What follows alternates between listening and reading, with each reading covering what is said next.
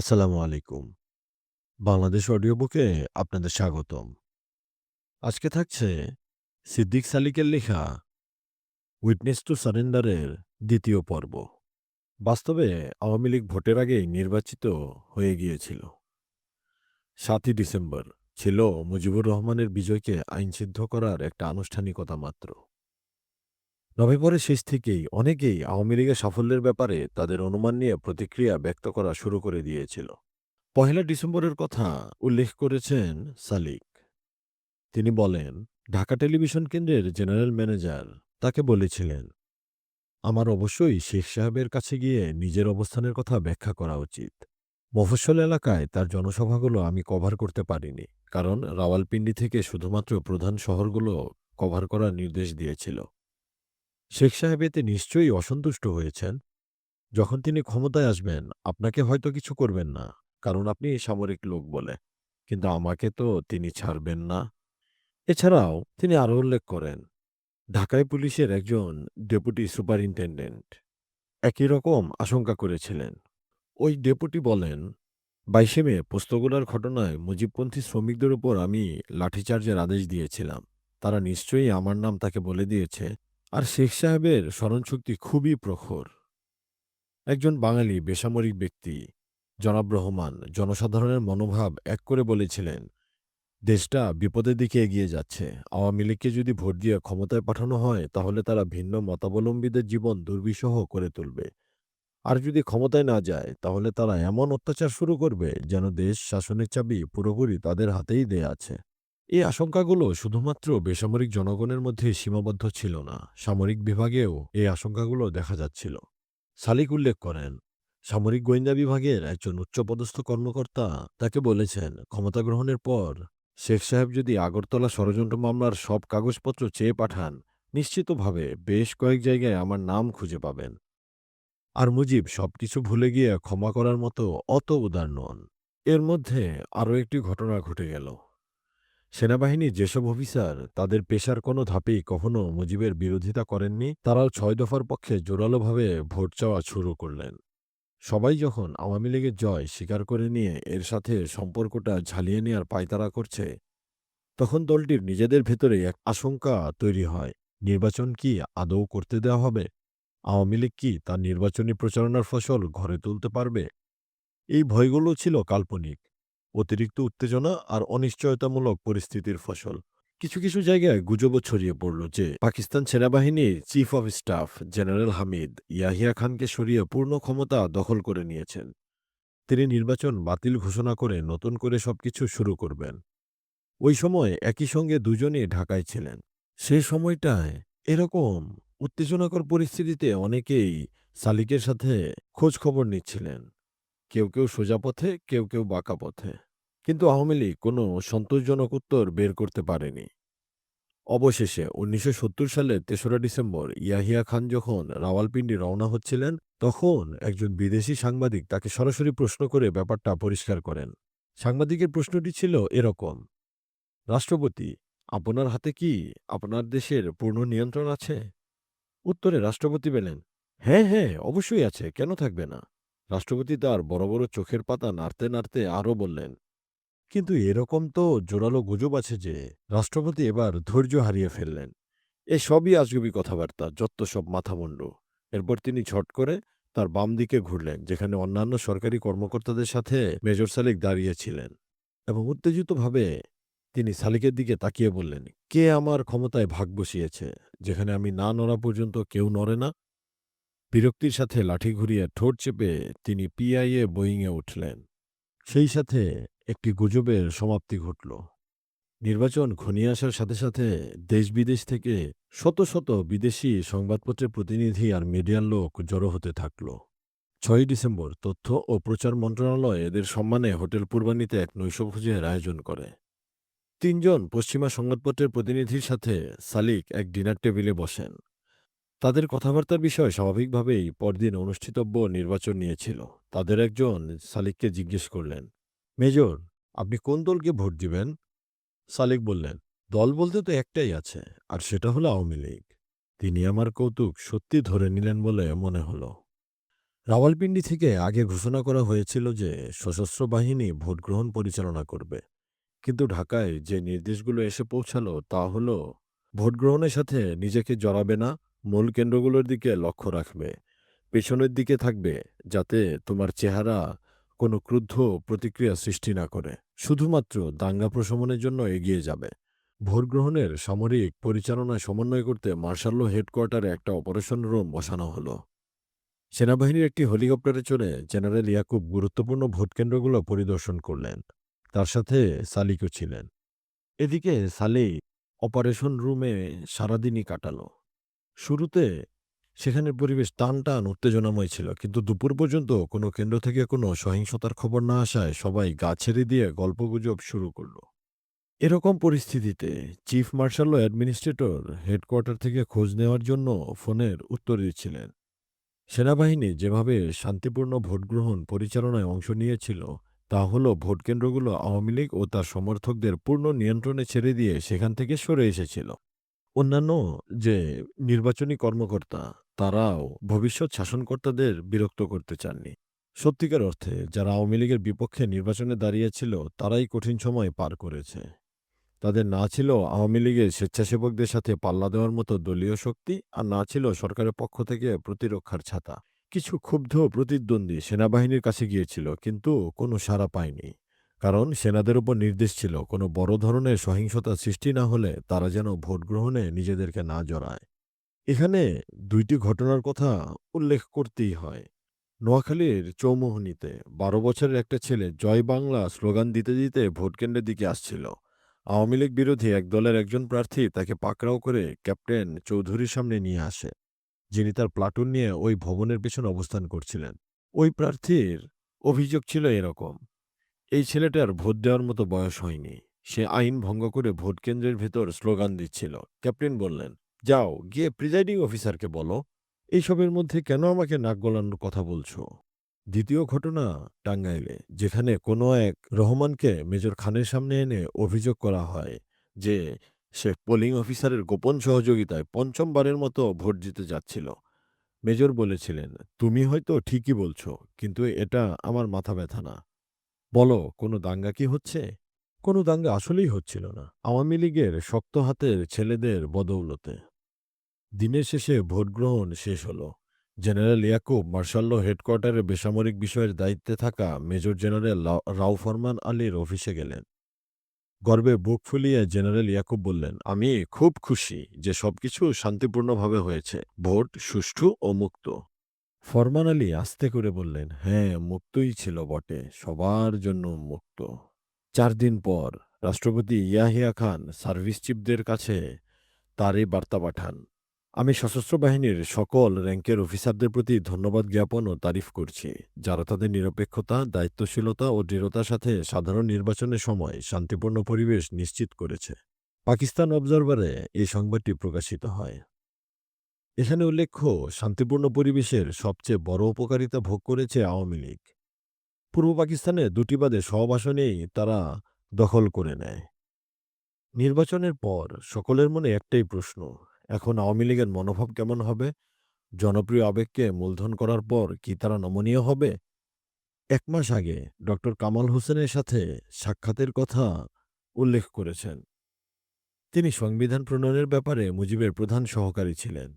Hotel ইন্টারকন্টিনেন্টালে শীতাতপ নিয়ন্ত্রিত বারে বসে তাকে আমি পরামর্শ দিয়েছিলাম, আওয়ামী লীগের জয় যখন অবধারিতই, ভালো হবে যদি এখন আপনারা শেখ মুজিবুর রহমানের ভাবমূর্তির উন্নতি করেন। তাকে প্রদেশের নেতা না বানিয়ে জাতীয় নেতা বানান। এটা তার আর প্রদেশের দুইয়ের জন্যই ভালো হবে। যদি তিনি পশ্চিম পাকিস্তানে গিয়ে গুরুত্বপূর্ণ শহরগুলোতে জনসমাবেশে যান এবং পাকিস্তানের ভবিষ্যৎ প্রধানমন্ত্রী হিসেবে তাদের গ্রহণযোগ্যতা পেতে চান। সে সময় ডক্টর কামাল বলেছিলেন, এটা একটা ভালো পরামর্শ, কিন্তু আমরা এটা নির্বাচনের জয়ের পরে প্রয়োগ করব। এখন পর্যন্ত আমরা ৬ দফা আর বাঙালি জাতীয়তাবাদের কথা বলে নির্বাচনী প্রচারণা চালিয়ে এসেছি। আমরা যদি এখন কথা ঘুরাই তাহলে নির্বাচনে হেরে যেতে পারি। একবার শুধু জনতার আবেগকে ভোটে রূপান্তরিত করি। এরপর আমরা ৬ দফায় সংশোধনী আনব, যাতে তা পশ্চিম পাকিস্তানের কাছে গ্রহণযোগ্য হয়। নির্বাচনের পর ডক্টর কামালের সাথে আবার দেখা হয়েছিল এবং কামাল বলেছিলেন, না, ৬ দফায় কোনো পরিবর্তন আনা যাবে না। এগুলো এখন জনগণের সম্পত্তি। এর কোনো সংশোধনী আনা হলে সেটা জনগণের আস্থার প্রতি বিশ্বাসঘাতকতা হবে। শেখ মুজিবুর রহমানও এরকমই দাবি করেছিলেন এবং তিনি বলেছিলেন, ভোটের ২ দিন পরই, যা পাকিস্তান অবজারভার ১০ই ডিসেম্বর ১৯৭০ প্রকাশ করে, এই নির্বাচন ছিল বাংলাদেশের জনগণের জন্য সর্বোপরি ৬ দফা ও ১১ দফা দাবির ভিত্তিতে আঞ্চলিক স্বায়ত্তশাসনের মতো গুরুত্বপূর্ণ বিষয়ের জন্য গণভোট স্বরূপ। এজন্য ৬ দফা নীতির উপর ভিত্তি করে পূর্ণ আঞ্চলিক স্বায়ত্তশাসন নিশ্চিত করে একটা সংবিধান প্রণয়ন করতে হবে এবং সর্বক্ষেত্রে তা কার্যকর করতে হবে। এর মধ্যে কতগুলো প্রশ্ন এসে দাঁড়িয়ে যায়। মুজিব যদি এটা একাই চালিয়ে নিতে চান, কেউ কি তার পাকিস্তানে অবিসংবাদী শাসনকর্তা হওয়া ঠেকাতে পারবে? সেনাবাহিনী কি সুন্দর মতো দেশ নিয়ন্ত্রণের হাল ছেড়ে দিয়ে নির্বাচিত নেতাদেরকে দায়িত্ব বুঝিয়ে দিবে? ডিসেম্বরের শেষ দিকে ইয়াহিয়ার বিশ্বস্ত এক জেনারেল ঢাকায় এলে তার কাছে এই প্রশ্নগুলোর উত্তর পাওয়া যায়। তিনি বলেন, চিন্তা করো না, আমরা এই কালো হারামজাদাদেরকে আমাদের উপর শাসন করতে দিব না। তার এই মন্তব্য একান ওকান হয়ে এবং আরো কিছু গুজব এবং আরো বাড়তি কিছু কথা যোগ হয়ে মুজিবের কান পর্যন্ত যায়। পাকিস্তান অবজারভার ৪ জানুয়ারি ১৯৭১ একটা সংবাদ প্রকাশ করে। সেখানে বলা হয়, মুজিব যখন ইয়াহিয়া খানকে সুষ্ঠু নির্বাচনের জন্য ধন্যবাদ জ্ঞাপন করছিলেন, তখন মুজিব বলেন, ইয়াহিয়ার অধস্তনদের একটা অংশ এই নির্বাচনের ফলাফল অস্বীকার করার জন্য এখনও ষড়যন্ত্র চালিয়ে যাচ্ছে। তিনি এর সাথে আরও যোগ করেন, ষড়যন্ত্রকারীদের কয়েকজন সম্প্রতি ঢাকায় এসে গোপন বৈঠক করছে। তিনি রাষ্ট্রপতিকে সতর্ক করে দিলেন যেন এই ষড়যন্ত্রকারীদের রুখে দেওয়া হয়, নয়তো বাংলাদেশের জনগণ বাঁশের লাঠি দিয়ে এদের বিরুদ্ধে ব্যবস্থা নেবে। যদিও মুজিব এবং আওয়ামী লীগের এই বিরোধিতার মূল উপাদান ছিল আসলে অন্য জায়গায়। আওয়ামী লীগ পূর্বনির্ধারিতভাবে পূর্ব পাকিস্তানে ১৬২টি আসনের মধ্যে ১৬০টিতে জয়ী হয়ে নির্বাচনে জয়লাভ করল। কিন্তু পশ্চিম অংশে একটি আসনও জিততে পারল না, যেখানে জেডে ভুট্টোর পাকিস্তান পিপলস পার্টি, যার পূর্ব পাকিস্তানে কোনো প্রার্থী ছিল না, ১৩৮টি আসনের মধ্যে ৮১টিতে জয়ী হল। এতে এক অভূতপূর্ব কিন্তু অনিশ্চিত পরিস্থিতির সৃষ্টি হল। জয়ের পর মুজিবের একগুঁয়ে মনোভাবের কথা আমি আগেও বলেছি। জনাব ভুট্টো, যিনি পশ্চিম পাকিস্তানে মূলত পাঞ্জাব ও সিন্ধুর মতো গুরুত্বপূর্ণ প্রদেশগুলোতে সংখ্যাগরিষ্ঠতা অর্জন করেছিলেন, তিনিও নির্বাচন পরবর্তী ঘোষণায় নমনীয় মনোভাব সামান্যই প্রকাশ করেছিলেন। ২০ ডিসেম্বর তিনি লাহোরে বললেন, আমার দলের সহযোগিতা ছাড়া কোনো সংবিধান প্রণয়ন করা যাবে না, অথবা কোনো কেন্দ্রীয় সরকার চালানো যাবে না। তিনি আরও বললেন, পাঞ্জাব আর সিন্ধু হল পাকিস্তানের ক্ষমতার দুর্গের বুরুজস্বরূপ এবং যেহেতু পিপিপি এ প্রদেশগুলোতে সংখ্যা গরিষ্ঠতা অর্জন করেছে, যে কোনো কেন্দ্রীয় সরকারের জন্য তার দলের সহযোগিতার একান্ত প্রয়োজন। একই সাথে তিনি জনগণকে এই বলে আশ্বাস দিলেন, পিপিপি তার ঘোষিত লক্ষ্য ও উদ্দেশ্য থেকে ১ ইঞ্চিও নড়বে না এবং ক্ষমতায় গিয়ে তার কার্যক্রম অক্ষরে অক্ষরে পালন করবে। Pakistan observer ২১ December ১৯৭০। ভুট্টোর এই ঘোষণার পর আওয়ামী লীগের সাধারণ সচিব তাজউদ্দিনের কাছ থেকে একটি কঠিন প্রত্যুত্তর এসে যায়। তাজউদ্দিন বলল, আওয়ামী লীগ সংবিধান প্রণয়ন ও কেন্দ্রীয় সরকার গঠনের পুরোপুরি যোগ্যতা রাখে। সেটা অন্য কোনো দলের সহযোগিতা থাকুক বা নাই থাকুক, ঠিকই করা হবে। পাঞ্জাব আর সিন্ধুকে এখন আর ক্ষমতার দুর্গের বুরুজ হিসেবে আশা করা যাবে না। আমরা যদি সুন্দর ভবিষ্যতের দিকে এগিয়ে যেতে চাই, তাহলে এই ধরনের দাবি পরিহার করতে হবে, কারণ এতে অহেতুক ক্ষতিকর বিতর্কের সৃষ্টি করবে। এটিও পাকিস্তান অবজারভারে প্রকাশিত হয়। দুই পাকিস্তানের এই নির্বাচন পরবর্তী বিরোধ ছিল ঢাকায় পাকিস্তান সেনাবাহিনীর বড় উদ্বেগের কারণ। এমনকি জুনিয়র অফিসার, যারা জটিল রাজনৈতিক ব্যাপারে নিজেদেরকে জড়ায় না বললেই চলে, তাদের উপরও এর প্রভাব অনুভব করতে থাকল। তাদের মধ্যে কেউ কেউ জনাব ভুট্টোকে তাদের আকাঙ্ক্ষিত বিজয়ী হিসেবে গণ্য করতে বলেছিল। একটা প্রদেশ কিভাবে পুরো দেশকে শাসন করবে?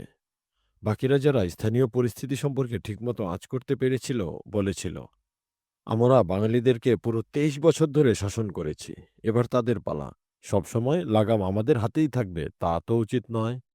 এতে পূর্ব পাকিস্তানে নিযুক্ত পাকিস্তান বাহিনীর ভাগ্য নির্ধারিত হবে বলে যা ধারণা করা হয়েছিল, যে চূড়ায় গিয়ে এ পাকিস্তান জাতির ভাগ্য নির্ধারিত হবে, তা ছিল বহু উঁচুতে আর বরফে ঢাকা। বছর ঘুরে নতুন বছর আসতে আসতে সে বরফ গলার কিছু লক্ষণ দেখা দিল। এর সূচনা করেছিল পিপলস পার্টির নেতা জুলফিকার আলী ভুট্টো। তিনি আহ্বান করলেন আওয়ামী লীগকে উন্মুক্ত আলোচনায় বসতে। এই গুরুত্বপূর্ণ উদ্যোগ নেয়ার জন্য ঢাকায় বসে তার অনুপস্থিতিতেই তাকে সেলুট জানালো পাকিস্তান বাহিনীর অনেক কর্মকর্তা। ২ জানুয়ারি ১৯৭১ মুজিবের নির্বাচনে বিজয় উপলক্ষে ব্যক্তিগতভাবে অভিনন্দন জানিয়ে ঢাকায় তার দূত পাঠালেন এবং ভবিষ্যতে আলোচনায় বসার জন্য প্রস্তুতি নিলেন। ভুট্টো ২৭ ডিসেম্বর বক্তব্যে একটি তুষ্টিজনক কথা ঢুকিয়ে দিয়েছিলেন, যা ডন পত্রিকায় ১৯৭০ সালের করাচি সংখ্যায় বের হয়েছিল। আমরা সরকার গঠনে পূর্ব পাকিস্তানের সংখ্যাগরিষ্ঠতাকে স্বাগতম জানাই এবং এর প্রতি আমাদের আস্থা জ্ঞাপন করি। দৃশ্যত মুজিব এসব উদ্যোগে সাড়া দিয়ে ঢাকার একটি আনন্দ মিছিল ঘোষণা করেন। সংসদে নিরঙ্কুশ সংখ্যাগরিষ্ঠ দল হলেও আমি এটা বলতে চাই না যে সংবিধান প্রণয়নে আমরা পশ্চিম পাকিস্তানের প্রতিনিধিদের সহযোগিতা চাই না। অবশ্যই আমরা চাই। এখন মনে হচ্ছে সবকিছু ঠিকঠাকই এগোচ্ছে। ইয়াহিয়া খানের ছত্রছায়ায় আশ্রিত এক ব্যক্তি এর পেছনে রাষ্ট্রপতির সহৃদয় প্রভাবের কৃতিত্ব দিলেন। যে রাষ্ট্রপতি ছিলেন একাধারে রাজনৈতিক খেলার আম্পায়ার ও এই প্রভাবের একজন সক্রিয় অংশগ্রহণকারী। যতক্ষণ বিপজ্জনক বিরোধকে পরিহার করা যাচ্ছে, কে এর কৃতিত্ব নিল তা নিয়ে মাথা ঘামানোর সময় ছিল না। যে স্বপ্ন সালিক দেখেছিলেন তা থেকে টেনে বের করে আনা হলো তাকে। যখন দেখল ৩রা জানুয়ারি ঢাকায় আওয়ামী লীগের আনন্দ মিছিলে সকল আওয়ামী লীগ এমএনএ ও এমপিএ মোট ৪১৭ জন ৬ দফার প্রতি আনুগত্য প্রকাশ করে শপথ গ্রহণ করল। তারা দৃঢ়তার সাথে উচ্চারণ করল, পরম করুণাময় মহান আল্লাহর নামে, সকল সাহসী শহীদ ও যোদ্ধাদের নামে, যারা তাদের জীবন বিসর্জন দিয়ে ও চরম দুর্বিষহ কষ্ট সহ্য করে আমাদের প্রাথমিক বিজয় ঘোষণা করেছে। এই দেশে কৃষক, শ্রমিক, ছাত্র, কঠোর পরিশ্রমী জনতা ও সকল শ্রেণীর জনগণের নামে আমরা জাতীয় ও প্রাদেশিক সংসদের নবনির্বাচিত সদস্যগণ শপথ নিচ্ছি যে আমরা ৬ দফা ও ১১ দফার দাবির উপর জনগণের আজ্ঞার প্রতি সর্বান্তকরণে বিশ্বস্ত থাকব। দেখা গেল আমরা সেই আগের অবস্থানেই ফিরে এলাম। আওয়ামী লীগের সাথে আপোষের সকল আশা চূর্ণ করে জনসমক্ষে নির্বাচিত সদস্যদের ৬ দফার সাথে বেঁধে দেয়া শপথ নিয়েছিল। এক সাংবাদিক মুজিবুর রহমানকে এ বিষয়ে জিজ্ঞেস করলে তিনি বলেছিলেন, আমি মনে করি এই সময়টাকে বছর জুড়ে নির্বাচনী প্রচারণার ফলে জাগ্রত জনতার আবেগকে শান্ত করার জন্য কাজে লাগানো উচিত, যাতে সংবিধানের বিলের উপর আলোচনা করে একটা চুক্তিতে আসা যায়। মুজিব আরও বললেন, জনতার আবেগকে ঝিমিয়ে যেতে দিতে পারেন না। পশ্চিম পাকিস্তানে বন্দুক আর ট্যাঙ্কের মোকাবেলা করার জন্য সেটাই তার একমাত্র অস্ত্র। এখানে আরও উল্লেখ্য যে আনন্দ মিছিলের পরদিনই পূর্ব পাকিস্তান ছাত্রলীগের ২৩তম প্রতিষ্ঠাবার্ষিকী ছিল। এ উপলক্ষে ছাত্ররা নিজেদের উপলব্ধি ও লক্ষ্য মুজিবের কাছে পেশ করে। এতে মুজিব জবাব দেন, ধৈর্য ধারণের উপদেশ দেন। বললেন, প্রয়োজন হলে আমি বিপ্লবের জন্য তোমাদের ডাক দিব, ততদিন পর্যন্ত তোমরা অপেক্ষা করো। পাকিস্তান অবজারভার, ৫ই জানুয়ারি ১৯৭০। বরফ গলার যে আশা হচ্ছিল মুজিবের কঠোর মনোভাবে তা ভুল প্রমাণিত হল। তিনি ভুট্টোর উদ্যোগকে পদদলিত করে দিলেন। এমতাবস্থায় এ অচলাবস্থা কাটতে একমাত্র সিদ্ধহস্ত ছিলেন ইয়াহিয়া খান এবং তিনিই পারতেন। ১২ই জানুয়ারি ১৯৭১ তিনি ঢাকায় এলেন। এ উপলক্ষকে তিনি ৬ দফা সম্পর্কে সম্যক ধারণা নেয়ার কাজে ব্যবহার করলেন। মুজিব ও তার ৮ ডজন সিনিয়র সহকর্মীদের ৬ দফা পেশ করার জন্য রাষ্ট্রপতি ভবনে আমন্ত্রণ জানানো হলো। আলোচনার টেবিলের একপাশে বসলেন ইয়াহিয়া, পীরজাদা ও আহসান, আর অন্যদিকে মুজিব, খন্দকার মোশতাক, তাজউদ্দিন ও তাদের সহকর্মীরা। আওয়ামী লীগের দিক থেকে মুজিবই বেশিরভাগ কথা বললেন। তিনি এক এক করে তার ৬ দফা পেশ করলেন। প্রতিটি দফা ব্যাখ্যা করার পর তিনি বললেন, দেখলেন তো, এখানে আপত্তিজনক কিছুই নেই। এখানে সমস্যার কি আছে? এ তো খুবই সোজা কথা। ইয়াহিয়া ও তার সহকারীরা শুনলেন। পীরজাদা কিছু কিছু জায়গায় মন্তব্য করলেন, কিন্তু মুজিব খুব মিষ্টি করে তা অগ্রাহ্য করলেন। সবশেষে ইয়াহিয়া খান বললেন, আমি আপনার ৬ দফা মেনে নিচ্ছি, কিন্তু পশ্চিম পাকিস্তানে এগুলোর বিরুদ্ধে জোরালো বিদ্বেষ আছে। আপনার উচিত হবে পশ্চিম পাকিস্তানকে আপনার সাথে রাখা। মুজিব তৎক্ষণাৎ জবাব দিলেন, নিশ্চয়ই নিশ্চয়ই, আমরা পশ্চিম পাকিস্তানকে আমাদের সাথে রাখব। আমরা তাদের সাথে আলোচনায় বসব। আমরা সংবিধান প্রণয়ন করব। আমরা এটা ৬ দফার উপর প্রণয়ন করব। আমাদের সংবিধানের একটা অনুলিপি আপনাকে দেখাবো, সেখানে কোনো রকম সমস্যা থাকবে না। ইয়াহিয়া খান তার বড় বড় চোখের পাপড়ি নাড়িয়ে চোখের পাতা ফেললেন। তার বিদেশি সিগারেটটা টান দিলেন আর চুপ করে রইলেন। এ বৈঠকের আরও একজন বর্ণনা দেন। তিনি ছিলেন কেন্দ্রীয় যোগাযোগ মন্ত্রী প্রফেসর জি ডব্লিউ চৌধুরী। যিনি ঢাকায় রাষ্ট্রপতি ইয়াহিয়া খানের ঐতিহাসিক মিশনের সঙ্গী ছিলেন। তিনি বলেন, মুজিব ইয়াহিয়া সভা শেষ হওয়া মাত্র রাষ্ট্রপতি ভবন থেকে আমাকে তলব করা হয় ইয়াহিয়ার সাথে দেখা করার জন্য, আর আমি তার জবাব দিই। আমি গিয়ে দেখি তিনি বিরক্ত ও আশাহত। তিনি আমাকে বললেন, মুজিব আমার মাথা হেট করে দিয়েছে। তার বিরুদ্ধে যারা আমাকে সাবধান করেছিল তারাই ঠিক ছিল। আমি এই লোকটাকে বিশ্বাস করে ভুল করেছি।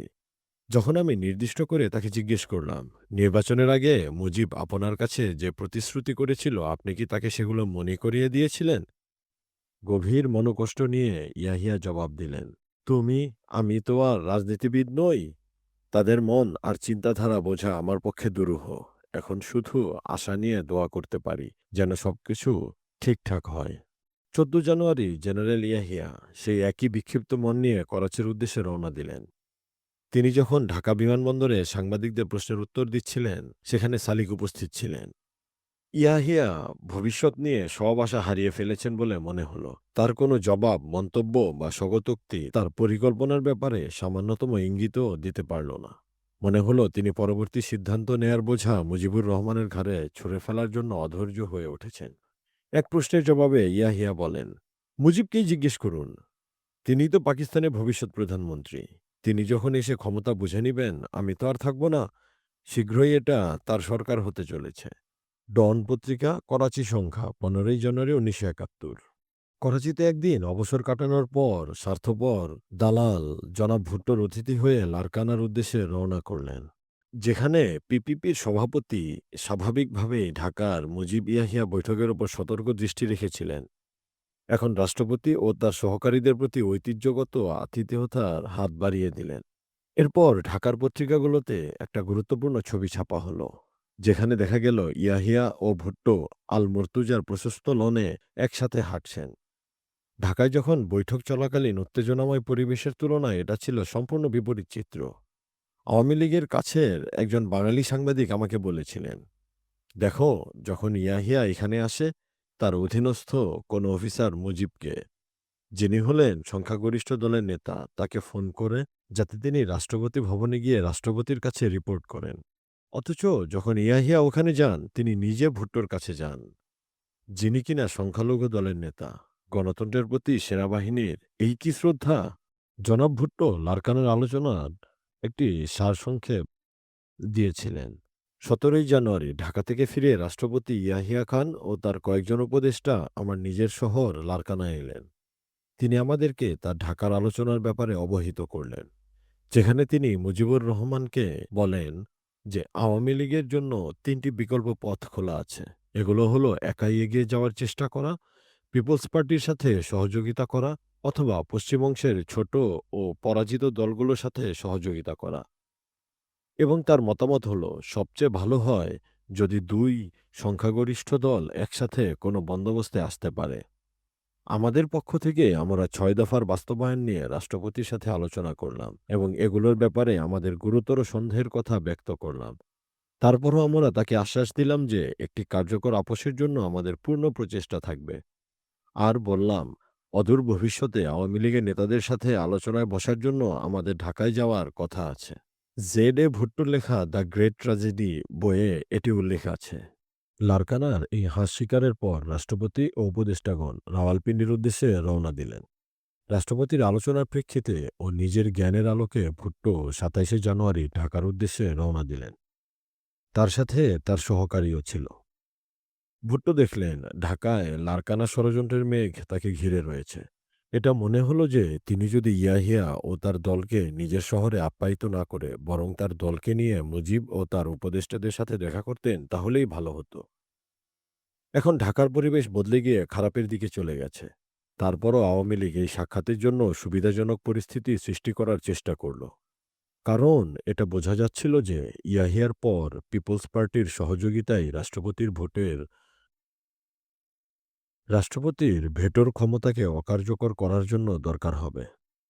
সাংবিধানিক বিলের ওপর পূর্ব ও পশ্চিম উভয় পাকিস্তানের সমর্থন থাকলে তাকে ইয়াহিয়া কিভাবে আইনগত স্বীকৃতি না দিয়ে পারবেন? যদি তাই করেন, এতে তার কি সুবিধা হবে? জনাব রহমান সোবহান আমাদেরকে জনাব রহমান সোবহান সালিকদেরকে এই আলোচনা নিয়ে আওয়ামী লীগের বিবৃতি দিলেন। তিনি বলেন, জানুয়ারির শেষ সপ্তাহে জনাব ভুট্টো ঢাকায় আসেন। তিনি প্রথমে সরাসরি মুজিবের সাথে আলোচনায় বসেন। এরপর তার সংবিধান প্রণয়নের দল আওয়ামী লীগের ওই একই দলের সাথে সাক্ষাৎ করে। আলোচনা চলাকালে এটা পরিষ্কার বোঝা গেল যে পিপিপি এখনও তাদের খসড়া তৈরি করেনি এবং তারা শুধুমাত্র ৬ দফাকেই খুঁচিয়ে যাচ্ছিল, যেমনটা তাদের আগে ইয়াহিয়া করে গেছেন। এতে আনুষ্ঠানিক আপোষ হওয়া অসম্ভব হয়ে উঠল, যেহেতু আপোষের কাজ হল বিকল্প অবস্থানসমূহ সৃষ্টি করে তাদের মধ্যে সেতুবন্ধন তৈরি করা। রেহমান সোবহানের লেখা South Asian review, London, July ১৯৭১-এ এটি প্রকাশিত হয়। Professor G W. চৌধুরী এর সাথে আরও যোগ করেন, ভুট্টো ও তার দল ২৭শে জানুয়ারি ঢাকায় পৌঁছান। আমি সেখানে ছিলাম।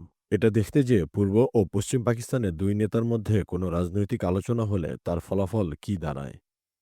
৩ দিন ধরে আলোচনা হয়, কিন্তু তাদের মধ্যে পারস্পরিক বোঝাপড়ার অভাবে রাজনৈতিক বন্দোবস্ত নিয়ে কোনো অগ্রগতি হয়নি। আমি বিভিন্ন সূত্র থেকে যেরকম জেনেছি, মুজিব ভুট্টোকে পরিষ্কার জানিয়ে দিয়েছেন তিনি ৬ দফা পরিকল্পনার কোনো রকম রদবদল করতে প্রস্তুত নন। আর ভুট্টোও এটা পরিষ্কার জানিয়ে দিয়েছেন যে তার দল এই পরিকল্পনার পেছনে আলাদা হবার প্রচ্ছন্ন কার্যক্রমকে মেনে নিতে পারেনি। ভুট্টোর কাছ থেকে একটা পূর্ণাঙ্গ বিবৃতি পাওয়া গিয়েছিল, যেখানে তিনি লিখেছিলেন, ১৯৭১ সালের ২৭শে জানুয়ারি পিপলস পার্টির নেতারা ঢাকার উদ্দেশ্যে রওনা দেয়। শেখ মুজিবুর রহমানের সাথে আলোচনায় বসে আমরা দেখি তিনি ৬ দফার ব্যাপারে একগুঁয়ে হয়ে আছেন। তিনি সোজাসাপটা জানিয়ে দেন তিনি ৬ দফা নিয়ে জনগণের কাছ থেকে আজ্ঞা পেয়েছেন এবং এখন ৬ দফা থেকে ১ ইঞ্চিও সরবার মতো অবস্থানে নেই। আমরা আওয়ামী লীগের সভাপতির কাছে এই ব্যাখ্যা দিই যে পিপলস পার্টির ৬ দফার উপর কোনো আজ্ঞা পাইনি। আমরা সংবিধান নিয়ে কয়েকটি প্রস্তাব রাখতে চেষ্টা করেছিলাম, কিন্তু ৬ দফা সম্পূর্ণ মেনে না নেওয়া পর্যন্ত আওয়ামী লীগের নেতারা কোনো রকম আলোচনায় যেতে অস্বীকার করে। আমরা মুজিবুর রহমানের কাছে উল্লেখ করলাম পশ্চিম পাকিস্তানে জনমত পশ্চিম পাকিস্তানের জনমত ৬ দফার বিরুদ্ধে। আমরা তাকে বলি যে পশ্চিম পাকিস্তানে জনসাধারণের ধারণা এই যে ৬ দফা পাকিস্তানকে শেষ করে দেওয়ার কাজ করছে এবং আমাদের মতে জনগণের এই মত থেকে বাস্তব খুব বেশি দেরি নয়, খুব বেশি দূরে নয়। আওয়ামী লীগের নেতা আমাদের সমস্যাগুলো পুরোপুরি বুঝতে পেরেছিলেন, কিন্তু তিনি সেগুলো মেনে নিতে প্রস্তুত ছিলেন না। তিনি কৌশল পরিকল্পনা করে ফেলেছিলেন এবং আমাদের অনুরোধ তার পরিকল্পনার সাথে খাপ খাচ্ছিল না। তার কৌশল ছিল সময় নষ্ট না করে জাতীয় সংসদের অধিবেশন শুরু করা, যাতে তার ৬ দফাকে আইনসিদ্ধ করে দেশের উপর ৬ দফা সংবিধান চাপিয়ে দেয়া যায়। পশ্চিম অংশে এবং একই কারণে পূর্ব অংশেও এর প্রভাব নিয়ে পূর্ণ সচেতনতা গড়ে ওঠার আগেই এমতাবস্থায় ভুট্টো ও তার সহকারীরা ৩০ জানুয়ারি পশ্চিম পাকিস্তানে ফিরে এলো। কোনো সমাধানের আভাস কোথাও দেখা যাচ্ছিল না এবং দুই অংশের মধ্যে দূরত্ব অনেক বেশি দেখা যাচ্ছিল, যা আগে কখনো ছিল না। এই বিস্তর ব্যবধানকে আরও বিস্তৃত করতে ভারতেরও হাত ছিল। একটি ভারতীয় ফকার ছিনতাই হবার প্রেক্ষিতে ভারতের উপর দিয়ে ওভারফ্লাইট নিষিদ্ধ করে দেয়া হলো। ৩০ জানুয়ারি ২ জন কাশ্মীরি ফকারটি লাহোরে নিয়ে এসেছিল। বিচারগত তদন্তের মাধ্যমে পরে নিশ্চিত করা হয় যে এই নিষিদ্ধ করার অজুহাত তৈরি করতে এটি ছিল ভারতের একটি ষড়যন্ত্র। পিআই এর ফ্লাইটগুলো যেখানে আগে ২ ঘন্টা লাগত, এখন শ্রীলঙ্কা ঘুরে আসতে গিয়ে ৬ ঘন্টা লেগে যায়। এমন কোনো প্রমাণ ছিল না যা সালিকের ধারণাকে সমর্থন করে যে ৩০শে জানুয়ারির অনেক আগেই এই ষড়যন্ত্রের বীজ বপন করে রেখেছিল, কিন্তু সময় নিচ্ছিল এই কারণে যে ভুট্টো মুজিবের ব্যর্থ আলোচনার ফলাফলের সাথে একই সময়ে কাজে লাগাতে পারে। যা হোক, পরবর্তী ঘটনাগুলো এই ধারণার ব্যাপারে সালিকের ধারণাকে আরও পোক্ত করে। ১৫ই ফেব্রুয়ারির মধ্যে আওয়ামী লীগ জেনে গেল সে কোথায় দাঁড়িয়ে আছে, যেমন জেনে গিয়েছিলেন ইয়াহিয়া আর ভুট্টো। পশ্চিম পাকিস্তান পুরোপুরি কোণঠাসা হয়ে গিয়েছিল। মুজিব অনতিবিলম্বে অধিবেশন শুরু করার জন্য প্রবল চাপ দিচ্ছিলেন। অন্যদিকে ভুট্টো আরও সময় নিতে চাইছিলেন, যাতে পশ্চিম পাকিস্তানের জনমতের প্রভাব বিস্তার করে আওয়ামী লীগের সাথে সাধারণ চুক্তির মতো কিছু একটাতে পৌঁছানো যায়। ইয়াহিয়া তার উপদেষ্টাদের নিয়ে তার নিজস্ব কৌশল পরিকল্পনা করলেন। দিগন্তে আর কোনো আলোর রেখা দেখা যাচ্ছিল কিনা তাই দেখছিল পশ্চিম পাকিস্তান। এমন কালো ঘনঘটার সময় সালিক জেনারেল ইয়াকুবের কাছে গেলেন। যার অন্তর্দৃষ্টি সবসময় সালিকের জন্য শক্তির উৎস হিসেবে কাজ করেছে।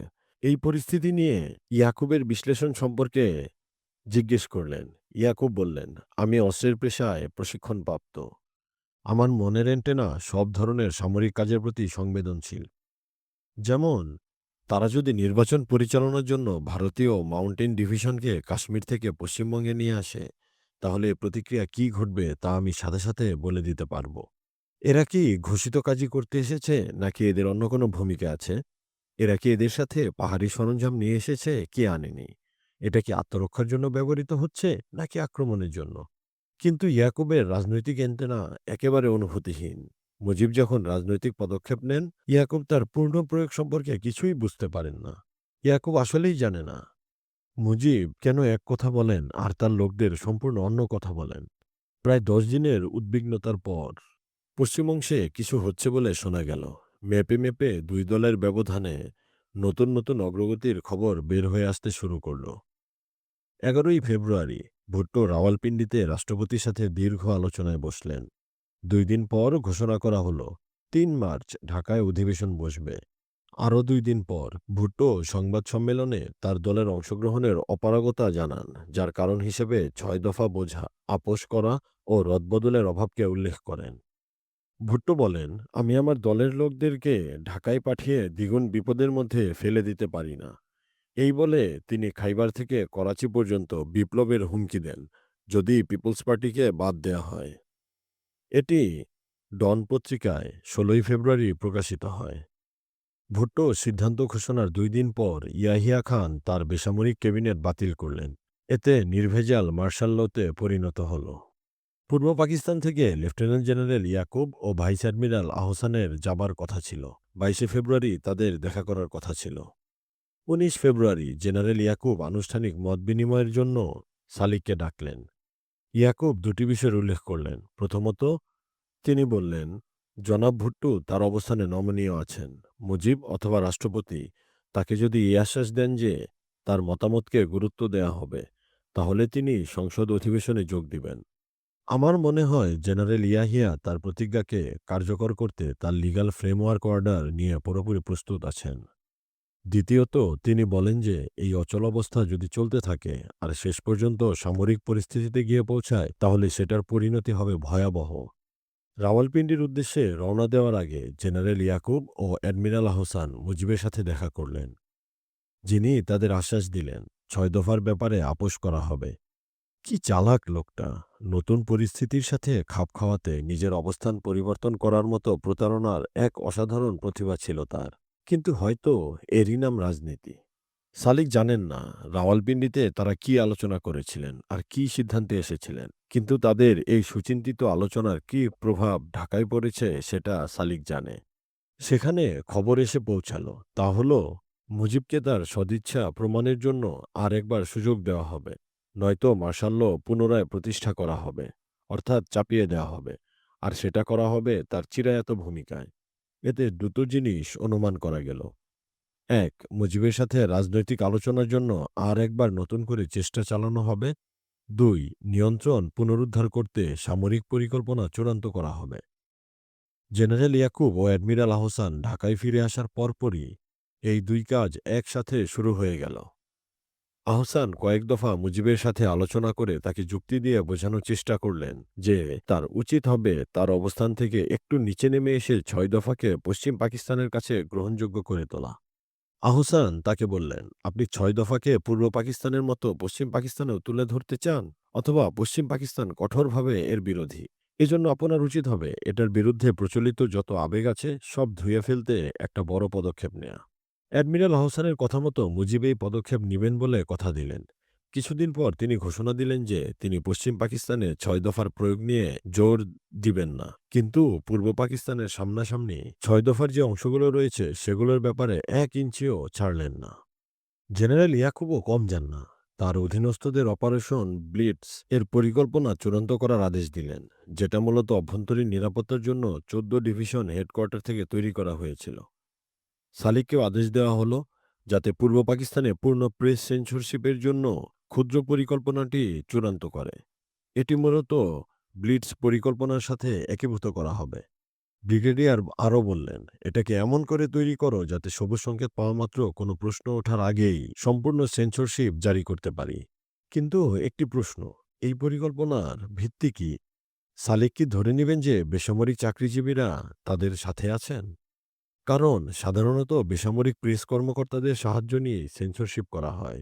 জেনারেল রেগে গিয়ে বললেন, আমি জানি না, ওদের প্রতিক্রিয়া নির্ধারণ করে তোমার সমস্যার উত্তর খুঁজে বের করো। সব তোমার দায়িত্ব। কিন্তু এই পরিকল্পনাটি টাইপ করো না। এর একটা মাত্র অনুলিপি করবে, যেটা তোমার হাতে রাখবে এবং আজকেই সেটা আমার কাছে জমা দিবে। অন্যদিকে ২টি পদাতিক ব্যাটালিয়ন ২২ বালুচ ও ১৩ ফ্রন্টিয়ার ফোর্স ২৭ ফেব্রুয়ারি পিআইএ-তে করে আসা শুরু করল। ১লা মার্চ পর্যন্ত এই প্রক্রিয়া চলল। স্থানীয় ব্রিগেড হেডকোয়ার্টারকে বলা হলো যেন এই অতিরিক্ত ফোর্সকে স্বাগত জানিয়ে নতুন অপারেশন পরিকল্পনায় এদের যোগ করে নেয়।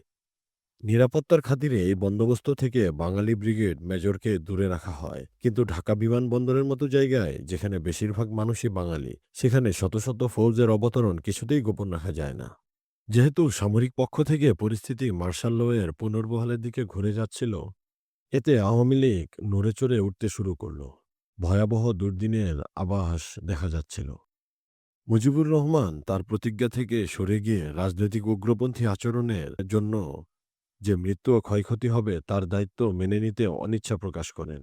সম্ভবত বিদেশি পৃষ্ঠপোষকরা গোপনে যারা মুজিবকে সাহায্য করছিল, তারা এখনই খেলা শেষের জন্য প্রস্তুতি ছিলেন না। এজন্য আওয়ামী লীগ জেনারেল ইয়াহিয়া খানের কাছে যাবার জন্য মরিয়া হয়ে চেষ্টা করে এবং অস্ত্রের সম্মুখীন হওয়া এড়ানোর জন্য চেষ্টা করতে থাকে, অথবা নিজেদের অস্ত্র সরঞ্জামে তেল দেওয়ার জন্য চেষ্টা করতে থাকে। ২৫ ফেব্রুয়ারি এক প্রভাবশালী দৈনিকের বাঙালি সম্পাদকের কাছ থেকে ফোন পেলেন সালিক, জরুরি আলোচনায় বসার জন্য। সালিক জানতেন তিনি আওয়ামী লীগের উচ্চদরের নেতাদের সাথে খুবই সখ্যতা রাখেন এবং সর্বশেষ পরিস্থিতি নিয়ে আলোচনা করবেন। সকাল ১১টায় সেই সম্পাদকের অফিসে গিয়ে দুজন বাঙালি ভদ্রলোকের সাথে পরিচিত হলেন এবং পরে সালিক জানতে পেরেছিলেন তারা ছিলেন আওয়ামী লীগের এক্সিকিউটিভ কমিটির সদস্য। তারা বললেন, রাষ্ট্রপতি ইয়াহিয়া খানকে অতি সত্বর ঢাকায় আসার জন্য বলা দরকার। সালিক বললেন, দুঃখিত, রাষ্ট্রপতি কোথায় কখন যাবেন তার নিয়ন্ত্রণ সালিকের হাতে নেই। কিন্তু আপনার কথা তো সর্বোচ্চ মহলে পৌঁছায়, ব্যাপারটা অত্যন্ত জরুরি। তারপর তারা খোলাসা করে বললেন, রাষ্ট্রপতি যদি আসেন তাহলে তার আগমনকে সম্মান জানিয়ে আওয়ামী লীগ বাস্তবেই ছাড় দিবে। তারা আরও বললেন, প্রকাশ্যে আমরা ৬ দফার প্রতি একনিষ্ঠ থাকব, কিন্তু বাস্তবে আমরা এর সাথে কিছু অনুমোদন যোগ করব, যাতে তা আপনাদের কাছে গ্রহণযোগ্য হয়। তাদেরই পরামর্শের গুরুত্ব বোঝাতে তারা বললেন, মুজিবের পক্ষ থেকে তারা এই কথাগুলো বলছেন। যে সংশোধনীর পরামর্শ তারা দিয়েছিলেন: ১. বৈদেশিক বাণিজ্যের বিষয়টা থাকবে প্রাদেশিক। বাণিজ্য প্রতিনিধিদের প্রদেশ থেকে পাঠানো হবে। তারা বাণিজ্য চুক্তি পুঙ্খানুপুঙ্খরূপে পর্যালোচনা ও আলোচনা করে স্থির করবেন। কিন্তু কেন্দ্রীয় সরকার অনুমোদন না দেওয়া পর্যন্ত কোনো বাণিজ্য চুক্তি কার্যকর হবে না। ২. একটি প্রদেশ অভ্যন্তরীণ ও বৈদেশিক উৎস থেকে যা আয় করবে তা ওই প্রদেশের রিজার্ভ ব্যাংকেই জমা থাকবে। কিন্তু একটা কেন্দ্রীয় সমন্বয় কমিটির অনুমোদন ছাড়া কোনো প্রকল্পে এই অর্থ খরচ হবে না, যে কমিটিতে সংশ্লিষ্ট সকল সংস্থার সমান প্রতিনিধিত্ব থাকবে। কর নির্ধারণ ও এর সংগ্রহ হবে প্রাদেশিক বিষয়, কিন্তু কেন্দ্রীয় সরকার যদি কর উত্তোলনের জন্য নিজস্ব ব্যবস্থা জারি রাখতে চায় তবে তা রাখতে দেয়া হবে। আমরা ভিন্ন মুদ্রার জন্য জোর দিব না। সবশেষে তারা জানালেন এই দফাগুলোর উপর তারা লিখিত শপথ দেবেন। সালিক যথাযথ কর্তৃপক্ষের কাছে পৌঁছে দিবেন বলে কথা দিলেন এবং এই পরামর্শও দিলেন, নিশ্চিত এতে উপকার হবে, যদিও এই বিষয়ে আমার কাছে কোনো বিবরণ নেই। তারা কথা দিলেন মধ্যাহ্নভোজে তারা মুজিবের সাথে এই প্রস্তাব নিয়ে আলোচনা করবেন। বিকাল ৪টায় একই অফিসে আবার দেখা করলেন। সালেকের প্রস্তাবে মুজিবের প্রতিক্রিয়ার কথা তারা এইভাবে বর্ণনা করলেন, মুজিব সম্প্রতি গভর্নর আহসানের সাথে খুবই সন্তোষজনক আলোচনা করেছেন। তিনি এমন কোনো আভাস দেননি যে রাওয়ালপিন্ডিতে রাষ্ট্রপতির দরকার আছে। ২৭ ফেব্রুয়ারি দলের সভার বন্দোবস্ত নিয়ে এখন ব্যস্ত, আর এখন কোথাও যেতে পারি না যতক্ষণ না আমাকে নতুন কোনো অগ্রগতির আশ্বাস দেয়া হয়, যার ওপর জরুরি আলোচনা করা প্রয়োজন। সন্ধ্যায় জেনারেল ইয়াকুবের কাছে সালিক সারাদিনের অভিজ্ঞতা সংক্ষেপে বর্ণনা করলেন। তিনি একটা লম্বা টেলিগ্রামের অফিস অনুলিপি তুলে ধরলেন, যেটা তিনি এর মধ্যেই রাষ্ট্রপতির কাছে পাঠিয়ে দিয়েছেন। ওতে রাষ্ট্রপতিকে আর সময় নষ্ট না করে ঢাকায় আসতে অনুরোধ করা হয়েছিল। বোঝা গেল আওয়ামী লীগের প্রতিনিধিরা এতক্ষণ যা বুঝিয়েছেন তার খবর এর মধ্যেই জেনারেল ইয়াকুবের কাছে পৌঁছে গেছে। পশ্চিম পাকিস্তানিরা ঐকান্তিকভাবে মরিয়া হয়ে দোয়া ও আশা করছিলেন যে রাষ্ট্রপতি যেন আসেন। সালিকরা ভাবছিলেন সংকট এড়ানোর জন্য তখনও সময় আছে। এমনকি কিছু জুনিয়র অফিসার রাষ্ট্রপতির আগমনের জন্য তাদের রোজগার নিরাপত্তার কাজ মুলতবি রাখতে, যাতে হঠাৎ যদি তিনি এসে উপস্থিত হন আনুষ্ঠানিক আতিথেয়তার কমতি না হয়। রাষ্ট্রপতি এলেন না, তার বদলে এলো আরও অশুভ এক ছায়া। রাষ্ট্রপতি ইয়াহিয়া খানের principal staff officer lieutenant general SGM Pirzada 28 ফেব্রুয়ারি গভর্নর আহসানকে ফোন করে এক অশুভ সংবাদ দিলেন। রাষ্ট্রপতি সংসদ অধিবেশন পেছানোর সিদ্ধান্ত নিয়েছেন, যাতে করে রাজনৈতিক দলগুলো সংসদ কক্ষের বাইরে বসে সংবিধানের খসড়া নিয়ে একটা সমঝোতায় পৌঁছানোর জন্য আরও সময় পায়। পীরজাদার ইচ্ছানুসারে সেই দিনই সন্ধ্যা 7টায় মুজিবুর রহমানকে গভর্নমেন্ট হাউসে তলব করা হয়। আর দীর্ঘ প্রস্তুতিমূলক আলোচনার পর আহসান তাকে রাষ্ট্রপতির সিদ্ধান্ত সম্পর্কে অবহিত করেন। মুজিব আক্রমণাত্মক হলেন না, যা খুবই আশ্চর্যজনক। তিনি তার মিষ্টি যুক্তিপূর্ণ ভাব ধরে রেখে বললেন, আমাকে যদি একটা নতুন তারিখ দেওয়া হয় তাহলে আমি এ নিয়ে কোনো ঝামেলা দাঁড় করাবো না। দলের মধ্যে উগ্রপন্থীদের সামলানো আমার জন্য খুবই কঠিন। নতুন তারিখটা যদি আগামী মাসের মার্চের কোনো একদিন হয় তাহলে আমি পরিস্থিতি সামাল দিতে পারবো। এটা যদি এপ্রিলে হয় তাহলে বরং আরও কঠিন হয়ে যাবে। কিন্তু এটা যদি অনির্দিষ্টকালের জন্য পেছায় তাহলে তা সামাল দেয়া পুরোপুরি অসম্ভব। গভর্নমেন্ট হাউস ত্যাগের প্রাক্কালে তিনি মেজর জেনারেল ফরমানকে বললেন, আমি আছি দুই তোপের মাঝখানে দাঁড়িয়ে, হয় সেনাবাহিনীর হাতে মারা পড়ব আর নয়তো আমার দলের উগ্রপন্থীদের হাতে। তুমি আমাকে গ্রেফতার করো না কেন, আমাকে শুধু একটা ফোন দিও, আমি চলে আসব। সেই সন্ধ্যায় মুজিবের প্রতিক্রিয়া সম্পর্কে রাওয়ালপিন্ডিতে অবহিত করা হয়। এরপর রাওয়ালপিন্ডিতে স্বনির্বন্ধ অনুরোধ করা হয় যেন সময় পেছানোর ঘোষণায় নতুন তারিখ যোগ করে দেওয়া হয়। রাওয়ালপিন্ডি থেকে ঠান্ডা জবাব নিয়ে তার আসে, আপনাদের বার্তা পুরোপুরি বোঝা গিয়েছে। ঢাকা থেকে এই বার্তাকে প্রস্তাবের মৌন সম্মতি হিসেবে ধরে নেওয়া হয় আর নতুন তারিখের আশা করে অপেক্ষা শুরু হয়। পূর্ব পাকিস্তান সময় 1টা 5-এ 1 মার্চ দুপুরে ঘোষণাটি প্রচার হয়। প্রত্যাশা আর আবেগ নিয়ে বেতার যন্ত্রের সাথে আঠার মতো আমরা লেগেছিলাম। আমাদেরকে ভীতিকর আশ্চর্য করে দিয়ে ঘোষণায় নতুন তারিখের ব্যাপারে কিছুই বলা হলো না। এতে করে সালিকের চোখের সামনে নানান বীভৎস দৃশ্য ভাসতে থাকলো। তারিখের ব্যাপারটা এড়িয়ে যাওয়া ছাড়াও আর যে বিষয়টি অবাক করেছে তা হলো রাষ্ট্রপতির কণ্ঠস্বরের অনুপস্থিতি, যেটা আগে তুলনামূলকভাবে অপ্রয়োজনীয় বিষয় নিয়ে ঘোষণার সময় বেশ কয়েকবার আমাদের কানে বেসুরো লেগেছে। এর মানে তিনি এই ঘোষণার সাথে সম্পৃক্ত ছিলেন না? প্রফেসর GW চৌধুরী অন্তত এটাই আমাদেরকে বিশ্বাস করাতে চান। তিনি বলেন, ইয়াহিয়া শুধুমাত্র এর স্বাক্ষরকারী ছিলেন। GW চৌধুরীর last days of United Pakistan, পৃষ্ঠা 159। তাহলে লেখক কে ছিলেন? এই গুরুত্বপূর্ণ বিষয়ের উপর আরও বিস্তারিত খোঁজ নিতে ইয়াহিয়ার ব্যক্তিগত কর্মকর্তাদের সাথে একজন মেজর জেনারেল এর সাথে যখন সালিক কথা বললেন তখন তিনি বললেন, রাষ্ট্রপতি সে সময় করাচিতে ছিলেন, আমরা সবাই নিচতলায় ছিলাম। মেজর জেনারেল আর মেজর জেনারেল ওপরে নিচে ওঠানামা করছিলেন।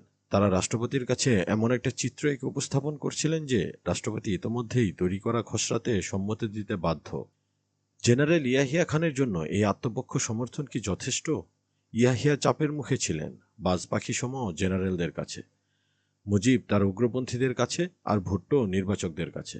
তাহলে স্বাধীন প্রতিনিধি কে কতখানি চাপ সহ্য করতে পারে আর কতখানি কাজের স্বাধীনতা ধরে রাখতে পারে, তা দিয়েই মাপা যায় কে একজন জাতীয় নেতার দায়িত্ব নেবার যোগ্যতা রাখে।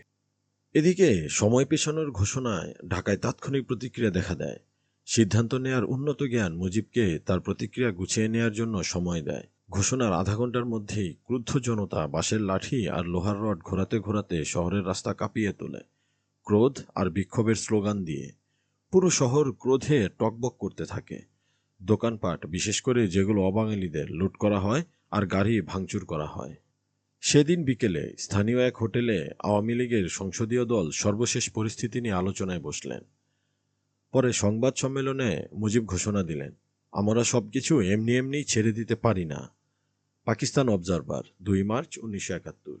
2 মার্চ ঢাকায় ও 3 মার্চ সারা প্রদেশে পূর্ণ হরতাল ডাকলেন। পরবর্তী 3 দিন সরকারের চিন্তা ভাবনা করে সিদ্ধান্ত নেয়ার সময় দিয়ে তিনি কথা দিলেন 7 মার্চ জনসমাবেশে তিনি তার ভবিষ্যৎ কার্যক্রমের ঘোষণা দেবেন। মুজিব জনসমক্ষে কঠোর চেহারা দেখিয়ে গভর্নমেন্ট হাউসে আরেকবার একটা নতুন তারিখের জন্য অনুরোধ করতে গেলেন। তিনি বললেন, আমি আপনাদের এই আশ্বাস দিচ্ছি যে এখনো সময় আছে। এখনো যদি আপনারা আমাকে একটা নতুন তারিখ দেন তো আমি আগামীকালই জনরোষ নিয়ন্ত্রণ করতে পারবো। এরপর খুব বেশি দেরি হয়ে যাবে। এদিকে ঢাকার সর্বোচ্চ মহলের সব মাথা সেই রাতে একত্রে হয়ে টেলিফোনে রাষ্ট্রপতি ইয়াহিয়া খানের সাথে কথা বলার চেষ্টা করল, কিন্তু তারা পীরজাদা পর্যন্তই পৌঁছাতে পারল। ঢাকার কথায় কেউ পাত্তাই দিচ্ছিল না। এরপর ঢাকার মাথারা জেনারেল হামিদকে খুঁজে বের করার চেষ্টা করলেন, যাতে পুরনো বন্ধু ইয়াহিয়া খানের উপর প্রভাব খাটানোর জন্য প্ররোচিত করা যায়। জেনারেল হামিদ সব কথা শুনে তিনি কথা দিলেন তিনি চেষ্টা করে দেখবেন। পরে সেই রাতেই জেনারেল পীরজাদা জেনারেল ইয়াকুবকে ফোন করে অ্যাডমিরাল আহসানের কাছ থেকে দায়িত্ব বুঝে নিতে বললেন। অ্যাডমিরালকে সবচেয়ে অনাড়ম্বর গভর্নমেন্ট হাউস থেকে বিদায় করে দেয়া হলো। দেশ তখন চরম বিশৃঙ্খলার দিকে ঠেলে দেয়া হচ্ছিল। সালিকের মতে এই ঘটনায় শেষ পর্যন্ত ষড়যন্ত্রের অস্তিত্ব নিয়ে মুজিবের আশঙ্কাকে নিশ্চিত করে। তিনি আপোষের সব রাস্তা বন্ধ করে দেন। শুরু করেন অহিংস আন্দোলন। ঢাকা পিআইএর বাঙালি কর্মচারীরাই সবার আগে তাদের কাজ বয়কট করে। তারা করাচি থেকে ফৌজ বহনকারী ফ্লাইটগুলো পরিচালনা করতে অস্বীকৃতি জানায়। এমনকি 2 জন বাঙালি যুবক একটা বোয়িং বিমান উড়িয়ে দেওয়ার চেষ্টাও করে, কিন্তু পাকিস্তান বিমান বাহিনী তাদের পরিকল্পনা আগে থেকেই বানচাল করে দেয়।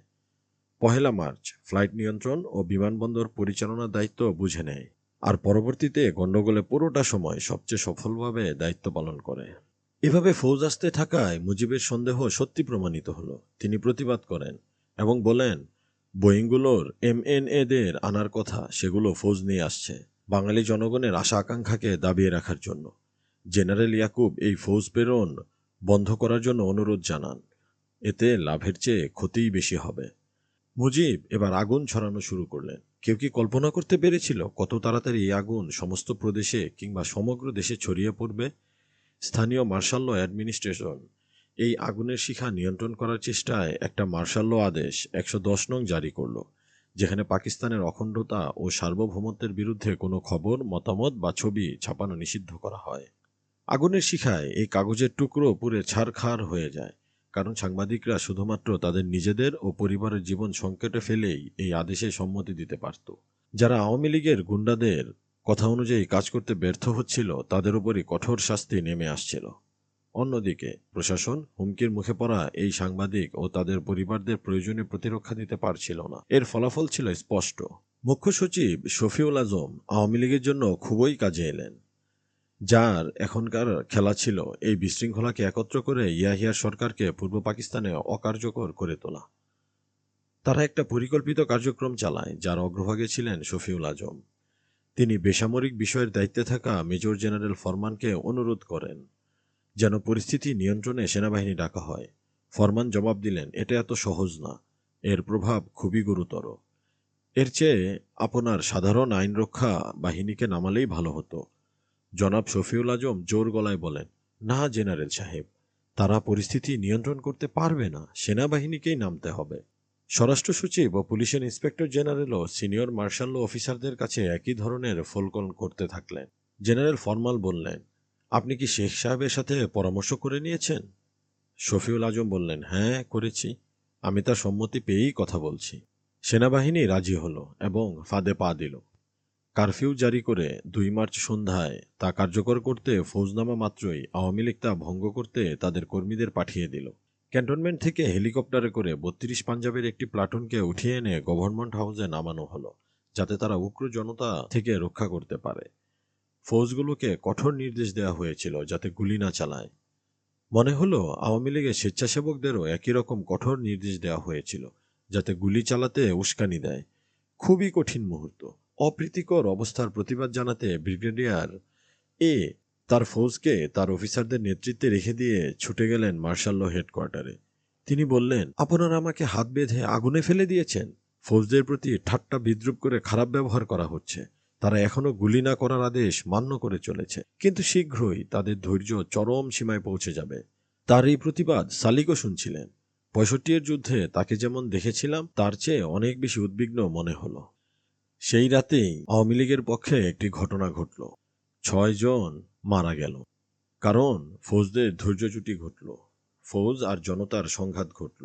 যারা মারা গিয়েছিল তারা গভর্নমেন্ট হাউসের দেয়াল টপকে লুট করার জন্য উঠে আসছিল। পরদিন তারা এই লাশগুলো নিয়ে শহরের প্রধান রাস্তাগুলো দিয়ে মিছিল করল। এরপর মুজিব তার বাগ্যী হিসেবে শ্রেষ্ঠ প্রতিভার প্রদর্শন করলেন। তার জ্বালাময়ী বক্তৃতা মিছিলকারীদের এতই প্রভাবিত করল যে তারা তার জন্য সবচেয়ে মারাত্মক কাজ করতেও স্বেচ্ছায় প্রস্তুত ছিল। পরে তিনি 4 পৃষ্ঠার একটা প্রেস বক্তব্য তৈরি করলেন, যেখানে সরকারি চাকুরিজীবী সহ সমাজের সকল স্তরের মানুষকে আহ্বান করলেন যেন তারা অবৈধ সরকারের বিরুদ্ধে জেগে ওঠে ও একমাত্র আইনসিদ্ধ কর্তৃপক্ষের উৎস হিসেবে জনগণের প্রতিনিধিদের বেছে নেয়। পাকিস্তান অবজারভার, 3রা মার্চ 1971। 2 মার্চ মধ্যরাতের একটু আগে এই উস্কানিমূলক বক্তব্য প্রতিটি খবরের কাগজে এসে পড়ল ও মার্শাল হেডকোয়ার্টারে এসে পৌঁছায়। একজন বিজ্ঞ মার্শাল অফিসার পরামর্শ দিলেন সংবাদপত্রকে চেপে যাওয়ার জন্য, কিন্তু সালিক বললেন সেটা সম্ভব, কিন্তু এর প্রতিক্রিয়া থেকে সাবধান। এটা কিন্তু মুজিবকে আরও ক্রুদ্ধ করে তুলতে পারে। এরপর সালিকের পরামর্শ চাইলেন। মুজিবের সাথে যে তার একরকম ঘনিষ্ঠতা ছিল এটা জেনে সালিক বললেন, আপনি যদি মুজিবকে প্ররোচিত করতে পারেন যাতে তিনি এই বক্তব্য প্রত্যাহার করে নেন, তাহলে কিছুটা নমনীয় হতে আর সমস্যার সমাধান হতে সম্ভব হতেও পারে। সালিকের সামনেই রাত 11:30 থেকে 12:10 পর্যন্ত 40 মিনিট মুজিবের সাথে কথা বললেন। মুজিবকে রাজি করানোর জন্য সব রকম কৌশল, প্ররোচনামূলক বাকপটুতা আর কূটনীতির ব্যবহার করলেন, কিন্তু তিনি ব্যর্থ হলেন। জেনারেল বললেন, শেখ সাহেব আপ খুদ সিয়ানে হ্যাঁ, অর্থাৎ আপনি নিজেই একজন বিচক্ষণ ব্যক্তি, আপনি জানেন পরিস্থিতি এখন খুবই নাজুক। এরকম একটা বক্তব্য থেকে শুধু আরও খারাপই হবে। মুজিব পাল্টা বললেন, না, এখানে উত্তেজনাকর কিছুই নেই, এটা শুধুই আরেকটা রাজনৈতিক বক্তব্য। বিতর্ক চলতেই থাকলো। মুজিব মানতে নারাজ। টেলিফোন রিসিভারটা রেখে চকচকে টেবিলের উপর দিয়ে সালিকের দিকে জেনারেল ইয়াকুব তাকালেন। তিনি বললেন, আমি নমনীয় হতে পারবো না, আমি চাপের ওপর আছি। আপনি বরং এসে আমাকে গ্রেফতার করুন, এতে আমার সমস্যার সমাধান হবে। সালিক বলতে যাচ্ছিলেন যে এতে সমস্যার সমাধান হবে না, কিন্তু হয়তো এটা এখন বলার সময় না। ঠিক আছে, এখন আমরা কোন দিকে আগাবো? এরপর জেনারেল খাদিম, জেনারেল ফরমান, ব্রিগেডিয়ার জেলানি একটি ক্ষুদ্র সমর সভা ডাকলেন। এতে সালিকও যোগ দিলেন এবং সিদ্ধান্ত হলো ফৌজদের পূর্বেই সতর্ক করে দেয়া হবে যাতে উদ্ভূত আকস্মিক পরিস্থিতি মোকাবেলা করা যায়। পরদিন সকালে জেনারেল ইয়াকুব আবারও রাওয়ালপিন্ডিতে অনুরোধ জানালেন যাতে কোনো সিদ্ধান্ত জানানো হয় বা তাকে সিদ্ধান্ত নেয়ার ক্ষমতা দেয়া হয়, কারণ পরিস্থিতি দ্রুত খারাপের দিকে যাচ্ছিল। এদিকে রাষ্ট্রপতি বললেন, আমি আপনার বিচক্ষণতার উপর ভরসা করি আর আপনি তা কাজে লাগাতে পারেন। যদি ঢাকা আর রাওয়ালপিন্ডির মধ্যে টেলিযোগাযোগ বিচ্ছিন্ন হয়, তাহলে ঢাকার রাওয়ালপিন্ডির মধ্যে সত্যিকারের যোগাযোগ এর মধ্যেই বন্ধ হয়ে গিয়েছিল, শুধুমাত্র তার বিভাগই সশরীরে কার্যকর ছিল। এদিকে আইনশৃঙ্খলা পরিস্থিতি এত খারাপ হয়েছিল যে চট্টগ্রাম, যশোর, খুলনা, কুমিল্লা, সিলেট, রংপুর থেকেও একই ধরনের খবর আসতে থাকে। যেখানে কোনো ফৌজ ছিল না, জনতা অবাঙালিদের জানমাল ও সম্মান নিয়ে খেলতে থাকে। রাষ্ট্রপতি ইয়াহিয়া খানকে উদ্ভূত পরিস্থিতি সম্পর্কে অবহিত করা হচ্ছিল। শুরুতে তিনি সাড়া দেননি, কিন্তু যখন তিনি নিশ্চিত হলেন পরিস্থিতি এমন পর্যায়ে গিয়ে পৌঁছেছে যেখান থেকে আর ফেরা সম্ভব না, তখন তিনি তার অভিপ্রায় ব্যক্ত করলেন। তিনি ঢাকায় সকল রাজনীতিবিদের সাথে 10 মার্চ দেখা করতে চাইলেন।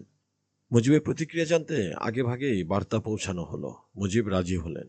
তার সম্মতির কথা রাওয়ালপিন্ডিতে জানিয়ে দেয়া হলো, কিন্তু রাষ্ট্রপতি প্রস্তাব ঘোষণা করলেন। মুজিব তীব্র প্রতিক্রিয়া ব্যক্ত করলেন। তিনি বললেন, আর কোনো গোলটেবিল বৈঠক নয়, আর কোনো প্রহসন নয়।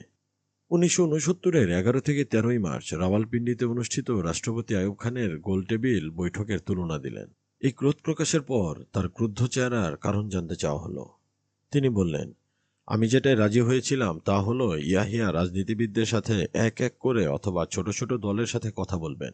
আমি কখনোই এমন গোলটেবিল বৈঠক সমর্থন করিনি এবং করিও না যেখানে আমাকে ভুট্টোর সাথে এক টেবিলে বসতে হয়, যে কিনা বাঙালির রক্ত ঝরানোর জন্য দায়ী। মুজিব কোনো রকম রাগ না রেখেই অভিযোগ করলেন, পূর্ব পাকিস্তানের সকল গণ্ডগোলের পেছনে ছিলেন ভুট্টো। প্রতিদিনই হতাহতের ঘটনা ঘটছিল। ৩ মার্চ ঢাকা মেডিকেল কলেজ হাসপাতাল ও মিডফোর্ডে ১৫৫ জন আহত ব্যক্তি ভর্তি হয়।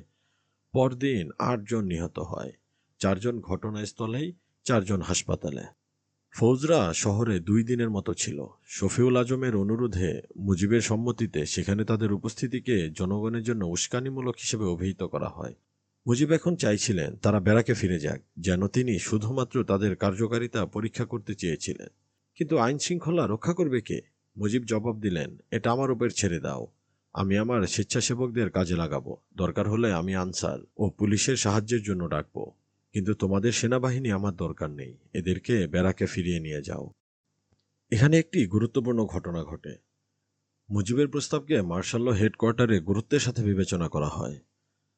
সভায় সাধারণভাবে এটাই প্রতীয়মান হয়, আওয়ামী লীগের সরাসরি অংশগ্রহণ ছাড়া শান্তি অসম্ভব।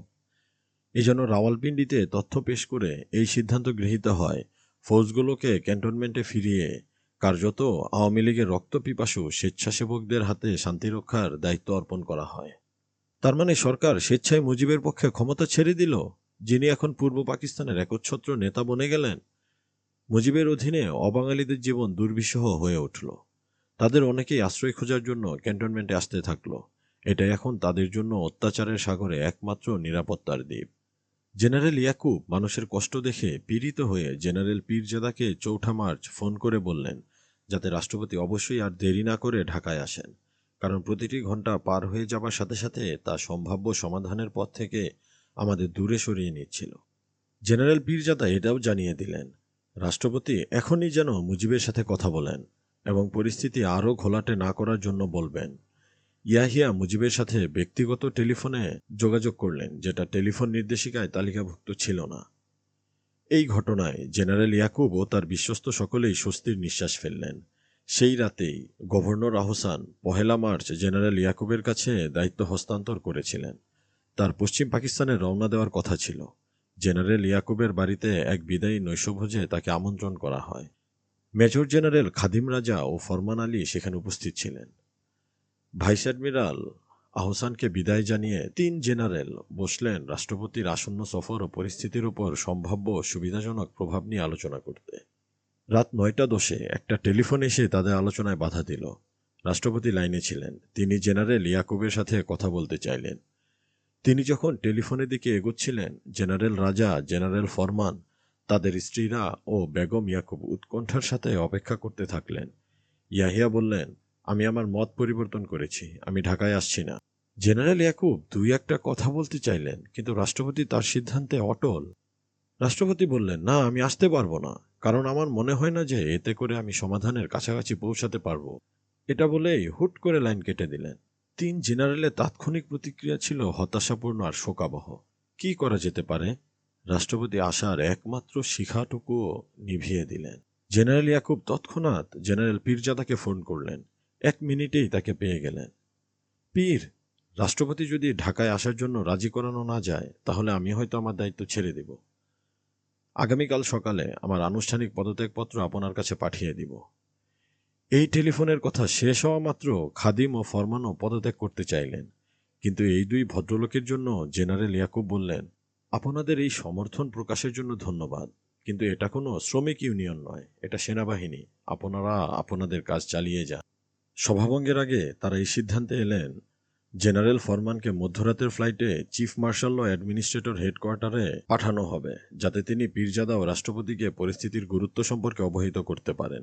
যাত্রা শুরুর পর এই স্পর্শকাতর মিশন নিয়ে গভীর চিন্তাভাবনা করার জন্য তার হাতে ৮ ঘন্টা সময় ছিল। পরদিন সকালে অর্থাৎ ৫ই মার্চ জেনারেল ইয়াকুব সংকেতের মাধ্যমে টেলিগ্রাম করে রাওয়ালপিন্ডিতে তার পদত্যাগপত্র পাঠালেন। পদত্যাগপত্রের ভাষাতেও চলমান পরিস্থিতির একটা প্রতিচ্ছবি ভালো মতো উঠে এসেছিল। পদত্যাগপত্রটি রাষ্ট্রপতির কাছে পৌঁছানোর আগেই সিদ্ধান্ত নিয়ে ফেলেছিলেন। তিনি জেনারেল ইয়াকুবের স্থলে নতুন দায়িত্ব বুঝে নেওয়ার জন্য একজন কোর কমান্ডার ও martial law administrator lieutenant general Tikka খানকে রাওয়ালপিন্ডিতে ডেকে পাঠিয়েছিলেন। জেনারেল ফরমান ও জেনারেল টিক্কা ২ ভিন্ন জায়গা থেকে ভিন্ন মিশনের দায়িত্ব নিয়ে রাওয়ালপিন্ডিতে একসাথে এসে পৌঁছালেন। রাষ্ট্রপতি তাদেরকে পৃথক পৃথকভাবে সময় দিলেন। জেনারেল ইয়াহিয়া তখন বললেন, বাছা, আমাকে তো আমার পায়ের নিচের মাটির কথা ভাবতে হবে। আমাকে পশ্চিম পাকিস্তানের কথা ভাবতে হবে। আমি তো আমার পায়ের নিচের মাটিটা ধ্বংস করতে পারি না। এদিকে পূর্ব পাকিস্তানে আরও রক্ত ঝরতে থাকলো। এর শিকার ছিল মূলত নিরস্ত্র অবাঙালিরা। সবচেয়ে রক্তক্ষয়ী ঘটনা ঘটেছিল চট্টগ্রামের একটি অংশ পাহাড়তলিতে, যেখানে একদিন ১০২ জন অবাঙালি নিহত হয় আওয়ামী সন্ত্রাসীদের হাতে। সেন্টার কমান্ড্যান্ট ব্রিগেডিয়ার মজুমদার, যাকে সেখানকার মার্শাল ল অ্যাডমিনিস্ট্রেটর করা হয়েছিল, এই নির্দয় হত্যাকাণ্ড ঠেকাতে স্পষ্টতই কিছুই করলেন না। ঢাকার পরিস্থিতি তখন আরও খারাপ। কেউ নিরাপদ বোধ করত না। আসন্ন মৃত্যুর চিন্তা বেশিরভাগ অবাঙালি বেসামরিক লোকদের মনে ভার হয়ে চেপে বসেছিল। আওয়ামী লীগের স্বেচ্ছাসেবকরা বিমানবন্দরে যাওয়ার সকল প্রধান সড়কে চেকপয়েন্ট বসালো, যাতে বাংলাদেশের সম্পদের পাচার থামানো যায়। সবচেয়ে শক্তিশালী পাহারা দেওয়া হয় শহরের বিমানবন্দর সড়কের ফার্মগেট এলাকায়। রিকশায় করে যেতে থাকা এক পাঠানকে তল্লাশি করার জন্য সেখানে থামানো হয়। সে বাধা দেয়। ফলাফল, তৎক্ষণাৎ নির্দয় মৃত্যু। তার লাশ টেনে নিয়ে পাশের নর্দমায় ছুঁড়ে ফেলা হয়। প্রকাশ্য দিবালোকে এই ঘটনা ঘটে ঢাকা শহরের মার্শাল ল হেডকোয়ার্টার থেকে মাত্র কয়েকশো মিটার দূরে। সেনাবাহিনী একটা বিচ্ছিন্ন ফৌজ পাঠালো, যাতে লাশটি উদ্ধার করে এনে ক্যান্টনমেন্টে দাফন করতে পারে। এটিই ছিল তখন জীবিত ও মৃত উভয়ের জন্য একমাত্র নিরাপদ জায়গা। অবশেষে এলো ৭ মার্চ, সেই কঠিন দিন, যেদিন রমনা রেসকোর্স ময়দানে জনসমাবেশে মুজিবের ভাষণ দেওয়ার কথা। দিনটি যতই এগিয়ে আসছিল, ঢাকা শহর নানা গুজব, ভয়, আশঙ্কায় চঞ্চল হয়ে উঠছিল। এটা সর্বতোভাবে অনুমান করা হচ্ছিল যে মুজিবুর রহমান বাংলাদেশের স্বাধীনতার একতরফা ঘোষণা দিবেন। অনেকেই মনে করছিল এটা শুধুমাত্র পরিস্থিতিকে আনুষ্ঠানিকভাবে কার্যকর করবে, কিন্তু বাকিরা ঠিকই অনুভব করেছিল এটা পাকিস্তানকে সম্পূর্ণরূপে বিভক্ত করে দিবে, যেটা সশস্ত্র বাহিনী হতে দিবে না। ৬ মার্চ, নৈশভোজের পর আওয়ামী লীগ চূড়ান্ত সিদ্ধান্ত নেবার জন্য বৈঠকে বসলেন। সরকারের সবগুলো চোখ তখন এই বৈঠকের উপর ছিল। চিফ মার্শাল ল অ্যাডমিনিস্ট্রেটরের হেডকোয়ার্টারকেও এই বোমাবর্ষণের আশঙ্কা সম্পর্কে অবহিত করা হয়েছিল। মধ্যরাতে বৈঠক শেষ হলো কোনো সিদ্ধান্ত ছাড়াই। পরদিন খুব সকালে আবারও বৈঠক ডাকা হলো। এদিকে দুটো গুরুত্বপূর্ণ ঘটনা ঘটে গেল। রাষ্ট্রপতি ইয়াহিয়া খান ৬ মার্চ মুজিবের সাথে দীর্ঘক্ষণ টেলিফোনে আলাপ করে তাকে অনুরোধ করলেন যেন এমন কোনো পদক্ষেপ না নেন যেখান থেকে আর ফিরবার পথ থাকবে না। এটা জি.ডব্লিউ. চৌধুরীর last days of United Pakistan ১৫৩ পৃষ্ঠায় লেখা হয়েছে। পরে তিনি মুজিবের উদ্দেশ্যে একটি টেলিপ্রিন্টার বার্তা পাঠালেন। মধ্যরাতে সালিকের উপস্থিতিতে এই বার্তা ঢাকার মার্শাল ল হেডকোয়ার্টারে পৌঁছায়। সালিক এর কিছু অংশবিশেষ ডায়েরিতে লিখে রেখেছিলেন। তার বার্তায় এরকমভাবে লেখা ছিল, দয়া করে তাড়াহুড়া করে কোনো সিদ্ধান্ত নেবেন না। আমি শীঘ্রই ঢাকায় এসে আপনার সাথে বিশদ আলোচনায় বসব। আমি আশ্বাস দিচ্ছি, জনগণের প্রতি আপনার আকাঙ্ক্ষা ও প্রতিজ্ঞার পূর্ণ মর্যাদা দেয়া হবে।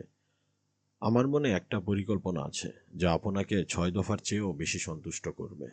যদি বলা হয় যে রাষ্ট্রপতি আওয়ামী লীগের বিরুদ্ধে চূড়ান্ত ব্যবস্থা নেয়ার জন্য প্রয়োজনীয় শক্তি সঞ্চয় করার জন্য ঢাকার কর্তৃপক্ষের পরামর্শে এই বার্তা পাঠিয়েছিলেন, তবে তা হবে নেহাতি মিথ্যাচার। বাস্তবে ঢাকা থেকে এই সময় কোনো রকম আক্রমণ না করার পরামর্শ দেয়া হয়েছিল। এমনকি ফৌজের স্বাভাবিক পালাবদলও বন্ধ রাখা হয়েছিল। ইয়াহিয়ার মনে যা ছিল তা ছিল আলাদা ব্যাপার। একই দিন অর্থাৎ ৬ মার্চ ইয়াহিয়া ঘোষণা দিলেন ২৫ মার্চ ঢাকায় সংসদে অধিবেশন বসবে। এই কাজটা আরও ১ সপ্তাহ আগে করলে পরিস্থিতি অন্যরকম হতো। দ্বিতীয় গুরুত্বপূর্ণ ঘটনা ঘটে ঢাকা ক্যান্টনমেন্টে জিওসির বাড়িতে। তাকে রাত ২টার সময় ডেকে তোলা হয়। তার গোয়েন্দা অফিসার আওয়ামী লীগের ২ জন প্রতিনিধিকে সাথে নিয়ে আসেন। মুজিবের দূতরা তাকে বলেন, শেখ সাহেব এখন চরমপন্থীদের কাছ থেকে প্রচণ্ড চাপের উপর আছেন। তারা তাকে একতরফা স্বাধীনতা ঘোষণা দেওয়ার জন্য চাপ দিচ্ছেন। তাদেরকে প্রত্যাখ্যান করার মতো যথেষ্ট শক্তি তার নেই। তিনি চাচ্ছেন তাকে যেন সামরিক হেফাজতে নেওয়া হয়।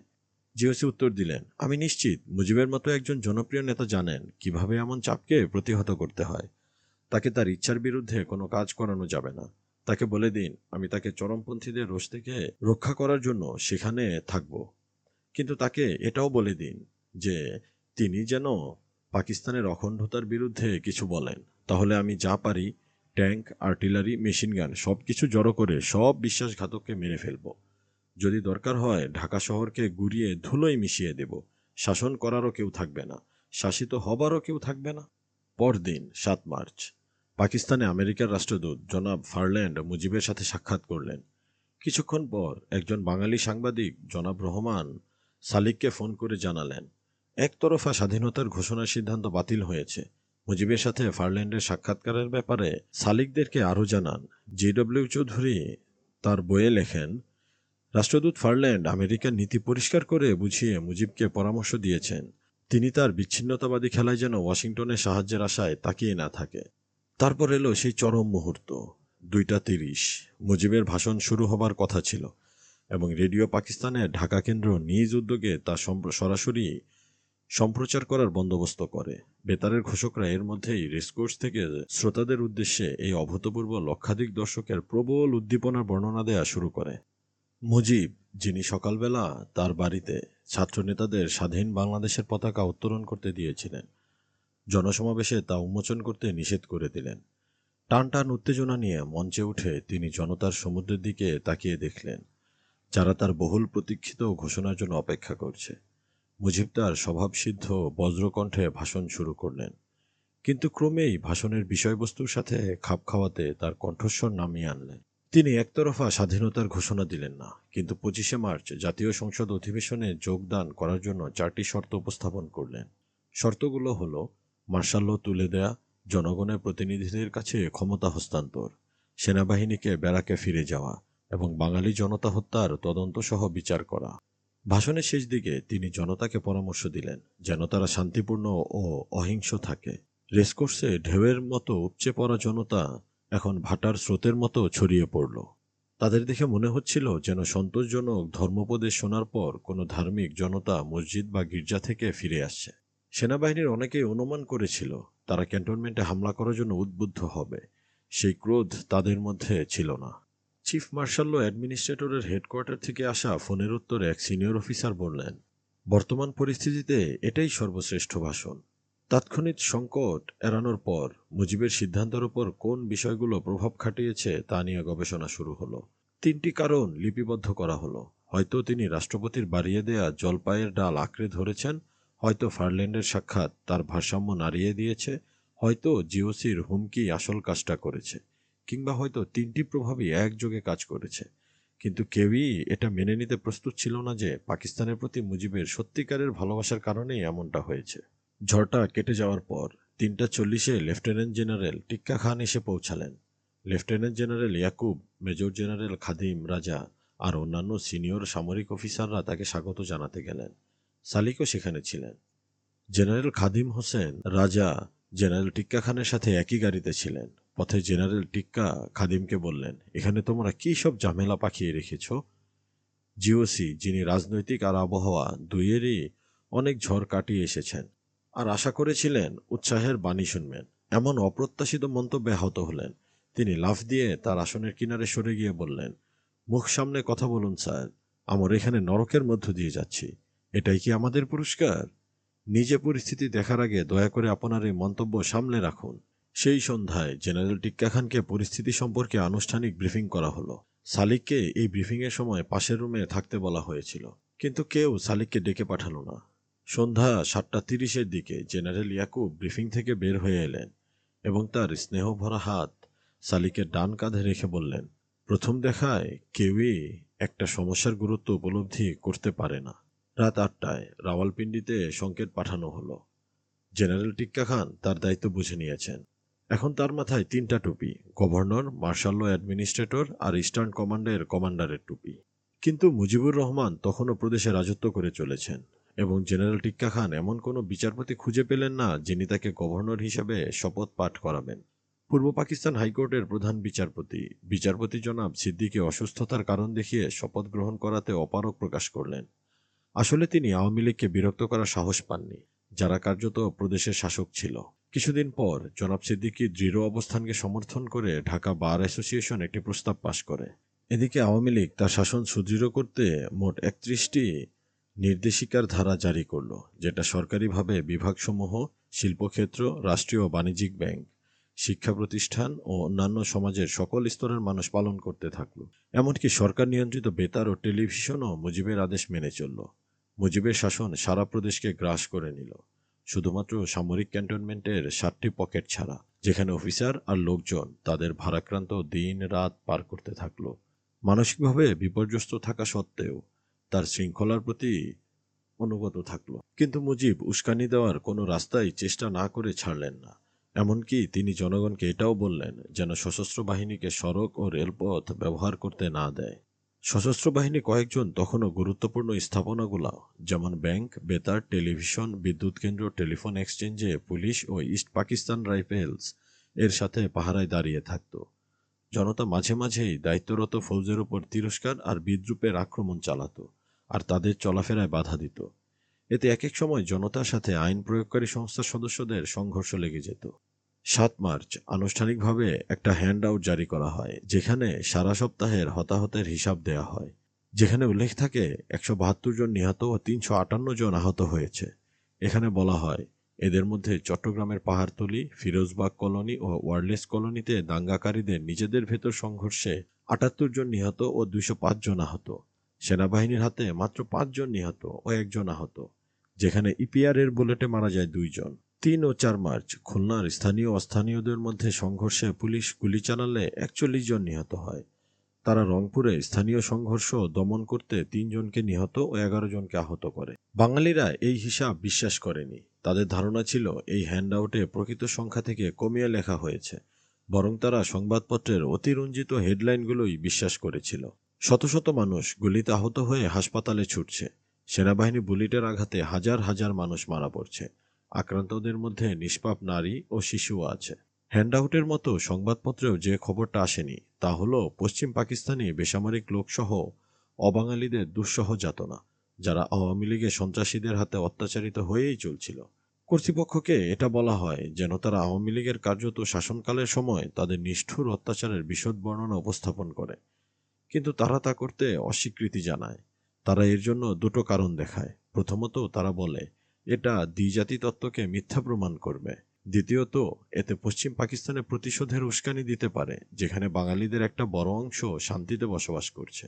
এই ব্যাপারটা নিয়ে চিফ মার্শাল ল অ্যাডমিনিস্ট্রেটর হেডকোয়ার্টারে সুপারিশ করা হলো যে এসব নৃশংসতার খবর যদি পরে প্রকাশ করা হয় তাহলে তা ঘটনা পরবর্তী চিন্তা হিসেবে নেওয়া হবে। রাওয়ালপিন্ডিও টকবক করে ফুটতে থাকা রক্তের পিপার ঢাকনাটা শক্ত করে বন্ধ করে রাখল। রাষ্ট্রপতি এখনও রাওয়ালপিন্ডিতে সময় ক্ষেপণ করছিলেন। তিনি কি তবে পরিস্থিতি আরও খারাপ হওয়ার অপেক্ষায় ছিলেন?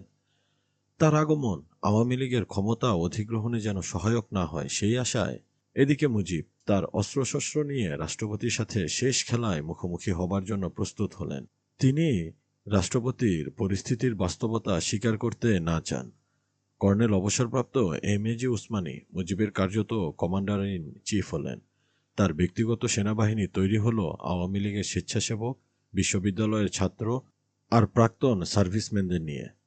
অস্ত্রের দোকান লুট করে আর সরকারি অস্ত্রাগার খুলে দিয়ে তাদেরকে অস্ত্র সরবরাহ করা হলো। আনসারদের সব রাইফেল, যেগুলো প্রাদেশিক সরকারের অধীনে ছিল, এখন তাদের নামে দেয়া হলো।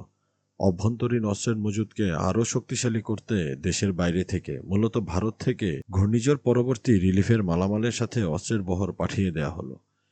বিশ্ববিদ্যালয়ের ছেলেমেয়েরা তাদের গবেষণাগারে হাতে বানানো বোমা তৈরি করতে থাকলো। তারা রোড ব্লক তৈরির আর ব্যারিকেড দাঁড় করার মহড়াও দিতে থাকলো। একজন প্রবীণ আওয়ামী লীগ নেতা, যিনি তখন সরাসরি রাজনীতিতে জড়িত ছিলেন না, মুজিবকে যখন বললেন, এইভাবে তুমি পেশাদার সেনাবাহিনীর বিরুদ্ধে লড়তে পারবে, তিনি বললেন, আরে আমি জানি সেনাবাহিনী দৌড় কত দূর। তারা ঢাকায় একটা কারফিউ পর্যন্ত ঠিকমতো কার্যকর করতে পারেনি। ৭.৫ কোটি মানুষ তাদের হাতে বানানো অস্ত্র দিয়ে এদের বিরুদ্ধে দাঁড়ালেও তার কী বা করতে পারবে? মুজিবের নির্দেশ অনুযায়ী কর্নেল ওসমানী একটা নির্দিষ্ট তারিখ ও সময়ে তাদের সহযোগিতা করার জন্য বাঙালি পুলিশ, ইস্ট পাকিস্তান রাইফেলস আর ইস্ট বেঙ্গল ব্যাটালিয়নের সাথেও যোগাযোগ করলেন। আওয়ামী লীগের হাইকমান্ডের সামরিক বাহিনী নিয়মিত বৈঠক চালিয়ে গেল। বাঙালি কিছু সার্ভিং অফিসারও এসব বৈঠকে যোগ দিলেন। পরবর্তীতে জিজ্ঞাসাবাদের সময় বেশ কিছু বাঙালি কর্মকর্তা আওয়ামী লীগের সামরিক প্রস্তুতিতে নিজেদের জড়িত থাকার কথা স্বীকার করেন। এদের মধ্যে ছিলেন East Bengal Centre commandant brigadier Majumdar, ২ East বেঙ্গলের commanding officer lieutenant colonel Masudul Hasan এবং গভর্নরের পরিদর্শন টিমের লেফটেন্যান্ট কর্নেল ইয়াসিন। আরও অনেকে, যারা গ্রেফতার এড়াতে পেরেছিলেন, গর্বে বুক ফুলিয়ে জানিয়েছিলেন যে তারা পূর্ব পরিকল্পিত প্রতিক্রিয়ার কথা জানতেন। এদের মধ্যে ছিলেন মেজর, পরবর্তীতে ব্রিগেডিয়ার মোশাররফ, মেজর জনিল ও মেজর মঈন। তাদের এই পরিকল্পনার কথা কর্তৃপক্ষকে জানানো হলেও তারা কোনো ব্যবস্থা নিতে অস্বীকার করেন। সালিক যখন একজন সিনিয়র অফিসারকে বললেন বাঙালি ফৌজ বিশ্বাসঘাতকতা করতে পারে, তিনি তীব্রভাবে বলে উঠলেন, মুখ বন্ধ রাখো। তুমি পৃথিবীর সেরা বাহিনী পাকিস্তান সেনাবাহিনীর ওপর কলঙ্ক লেপে দিতে চাইছো? মুজিবের শাসনের প্রথম 2 সপ্তাহের এই ছিল মোটামুটি বর্ণনা। পাকিস্তান সেনাবাহিনী অপেক্ষায় ছিল দেখার জন্য রাষ্ট্রপতির আগমন কী পরিবর্তন নিয়ে আসে। 15 মার্চ ঢাকায় যে পরিবেশের মধ্যে রাষ্ট্রপতি ইয়াহিয়া খান এসে অবতরণ করলেন তা কখনোই ভুলবার নয়। বিমানবন্দরে প্রবেশের সকল রাস্তা বন্ধ করে দেয়া হয়েছিল। টার্মিনাল ভবনের ছাদের উপর স্টিলের হেলমেট পরা প্রহরীদের দাঁড় করানো। বিমানবন্দর ভবনে প্রতিটি সদস্যকে ভালোভাবে পরীক্ষা করে দেখা হয়। পিচ ঢালা পথে প্রবেশের একমাত্র রাস্তা পিএএফ গেটে সেনাবাহিনীর ভারী অস্ত্রে সজ্জিত। পদাতিক সৈন্যে ট্রাক ভর্তি একটি কোম্পানি প্রায় 100 জনের ফটকের বাইরে মেশিনগান নিয়ে অপেক্ষা করতে থাকে রাষ্ট্রপতিকে সাথে করে শহরে নিয়ে যাবার জন্য। কোনো ফুলের তোড়া ছিল না, ছিল না কোনো বেসামরিক কর্মকর্তা। শহরের অভিজাতদের কেউ নেই, নেই সাংবাদিকদের ধাক্কাধাক্কি, ক্যামেরার ক্লিক। এমনকি সরকারি ফটোগ্রাফারকে অনুমতি দেয়া হয়নি। এ ছিল এক অদ্ভুত ভীতিকর পরিবেশ, যেখানে জড়িয়ে ছিল মৃত্যুর স্তব্ধতা। পিআইএ হ্যাঙ্গারের কাছে একটা ছোট্ট কন্ট্রোল অফিসের বাইরে সালিক সহ সবাই দল বেঁধে অপেক্ষা করছিল। রাষ্ট্রপতির আগমনের তখনও 5 মিনিট বাকি। বিমান বাহিনীর একটা এলওয়েট-3 প্রায় 100 মিটার দূরে পাখা ঘুরিয়ে ওঠানামা করে অবতরণ আর উড্ডয়নের মহড়া দিচ্ছিল। এটা সেখানে এজন্য রাখা হয়েছিল, রাষ্ট্রপতি যদি বিপজ্জনক সড়কপথ এড়াতে চান সেক্ষেত্রে এটা তাকে 3 কিলোমিটার দূরে শহরে রাষ্ট্রপতি ভবনে নিয়ে পৌঁছে দিবে। রাষ্ট্রপতির অপেক্ষায় যারা ছিলেন তাদের মধ্যে ছিলেন lieutenant general Tikka Khan, major general Khadim Raja, major general Farman এবং পাকিস্তান সেনাবাহিনীর quarter master general major general A O Mitha. Salik একবার ঘড়ির দিকে আরেকবার পশ্চিম দিগন্তের দিকে তাকাচ্ছিল, কিন্তু রাষ্ট্রপতির বোয়িং তখনও দৃষ্টির বাইরে। এদিকে বাম দিক থেকে একটা শকুন উড়ে এসে তাদের মাথার উপর দিয়ে চলে গেল, আর ঢাকার বাঙালি পুলিশ সুপারিনটেন্ডেন্ট হাঁপাতে হাঁপাতে এসে সুসংবাদ দিলেন, শেখ সাহেব খুবই দয়াপরবশ হয়ে ফার্মগেট চেকপয়েন্ট সরিয়ে ফেলতে রাজি হয়েছেন, যাতে অতিথিদের জন্য বিব্রতকর পরিস্থিতি এড়ানো যায়। এর আগে মুজিব জনসমক্ষে এই ঘোষণা দিয়েছিলেন, রাষ্ট্রপতি ইয়াহিয়া খানকে বাংলাদেশে একজন অতিথি হিসেবে স্বাগতম জানানো হবে। বেলা 3টায় রাষ্ট্রপতি পৌঁছালেন। পিএএফ এর স্কোয়াড্রন লিডার গাজী গ্যাংওয়ে চালিয়ে বিমানের কাছে গেলেন এবং রাষ্ট্রপতি তার নধরকান্তি চেহারার সুস্বাস্থ্য ও জীবনী শক্তির আলো ছড়িয়ে নেমে এলেন। তিনি হালকাভাবে কিন্তু আত্মবিশ্বাসের সাথে কথা বলছিলেন। যে পুরুষ ক্রুরা তাকে শ্রীলঙ্কা থেকে নিয়ে এসেছে তাদের কথা উল্লেখ করে বলেন, তারা খুব সাহসী ছেলে, সাবাস। তারপর তিনি সবার সাথে হাত মেলালেন, এমনকি সালিকের সাথেও। তার মন বা বিবেকের ওপর কোনো বোঝা আছে বলে মনে হলো না, যেন কোনো সৈন্যদলের সাথে নিয়মিত সাক্ষাতে এসেছেন, এমন একটা গা ছাড়া ভাব। তিনি বুঝতেও পারলেন না কি দুঃসহ পরিস্থিতির মধ্যে দিয়ে আমরা যাচ্ছি। এর মধ্যেই ভিআইপিদের সামনে 4 তারা সম্বলিত গাড়ি এসে থামল। জেনারেল টিক্কা খান হেলিকপ্টারের দিকে তাকিয়ে রাষ্ট্রপতিকে বললেন, আপনি কি গাড়িতে যাবেন? তোমার কি কোনো সন্দেহ আছে? রাষ্ট্রপতি বললেন। টিক্কা বললেন, না মানে হেলিকপ্টারও প্রস্তুত আছে। রাষ্ট্রপতি বললেন, না, আমি সড়ক পথেই যাব। জেনারেল টিক্কা তার সাথে একই গাড়িতে উঠলেন, বাকিরা পেছনে অনুসরণ করলেন। 18 পাঞ্জাবের কোম্পানি তাদের সঙ্গ দেবার দায়িত্ব পালন করল। রাষ্ট্রপতি শহরের দিকে যাত্রার অগ্রগতির খবর ওয়্যারলেসে পৌঁছাতে থাকল। তিনি নিরাপদে ফার্মগেট পার হয়েছেন। এখন তিনি ভিআইপি ভবনের দিকে যাচ্ছেন। গাড়ির বহর রাষ্ট্রপতি ভবনের আগে শেষ মোড়টা পার হয়েছে। রাষ্ট্রপতি নিরাপদে তার গন্তব্যে পৌঁছেছেন। অনেকেই স্বস্তির নিঃশ্বাস ফেলল।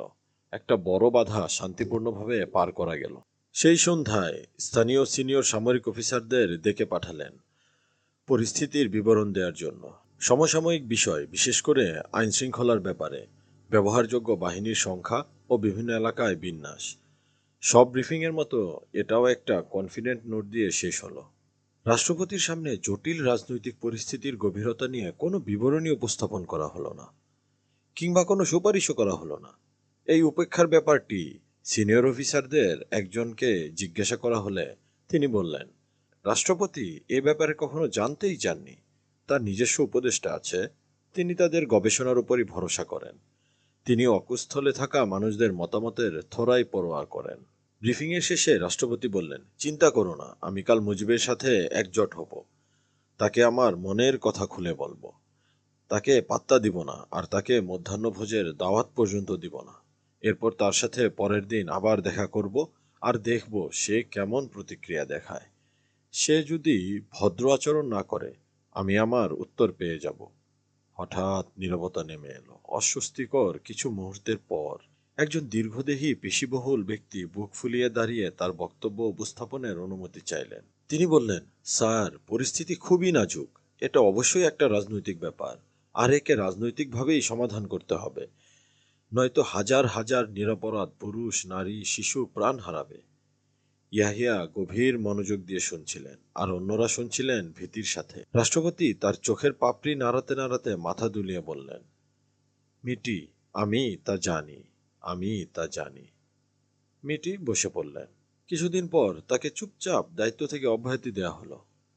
তার কাছে শুধু তার নৈতিক সাহসিকতার বোঝাটুকুই রয়ে গেল। সভা ভেঙে গেল। এটাই ছিল ঢাকায় ইয়াহিয়া খানের ডাকা শেষ সামরিক সভা। এরপর তিনি তার রাজনৈতিক কার্যক্রমের দিকে মনোযোগ দিলেন। পরদিন রাষ্ট্রপতি ভবনে তিনি মুজিবের সাথে সাক্ষাৎ করলেন। দুই পক্ষের কারোরই কোনো সহচর ছিল না।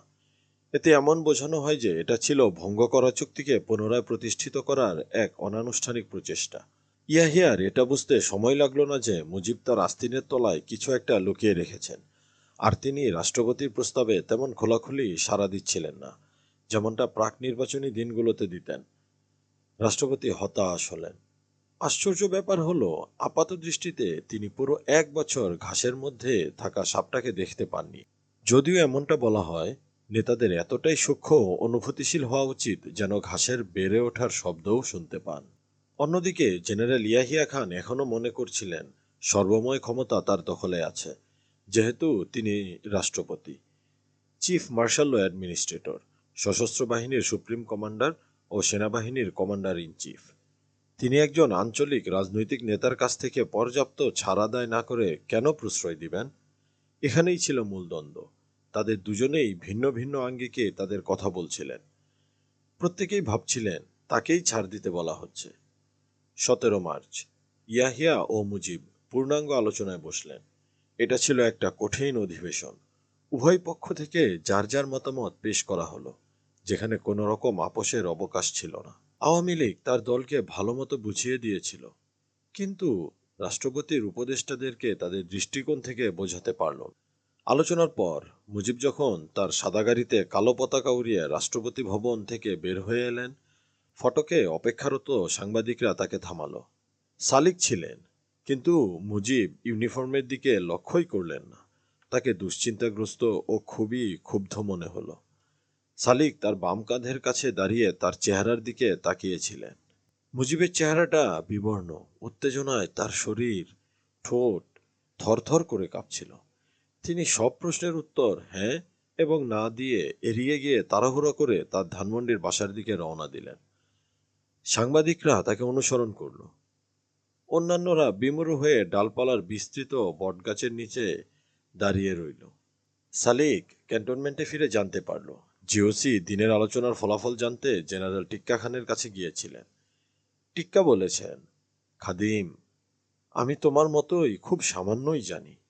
খাদিম বলল, কিন্তু স্যার, সম্মুখ সারির মানুষ হিসেবে আপনার তো অধিকার আছে সবকিছু জানার, যাতে আপনাকে পরে অবচেতন হিসেবে ধরা না হয়।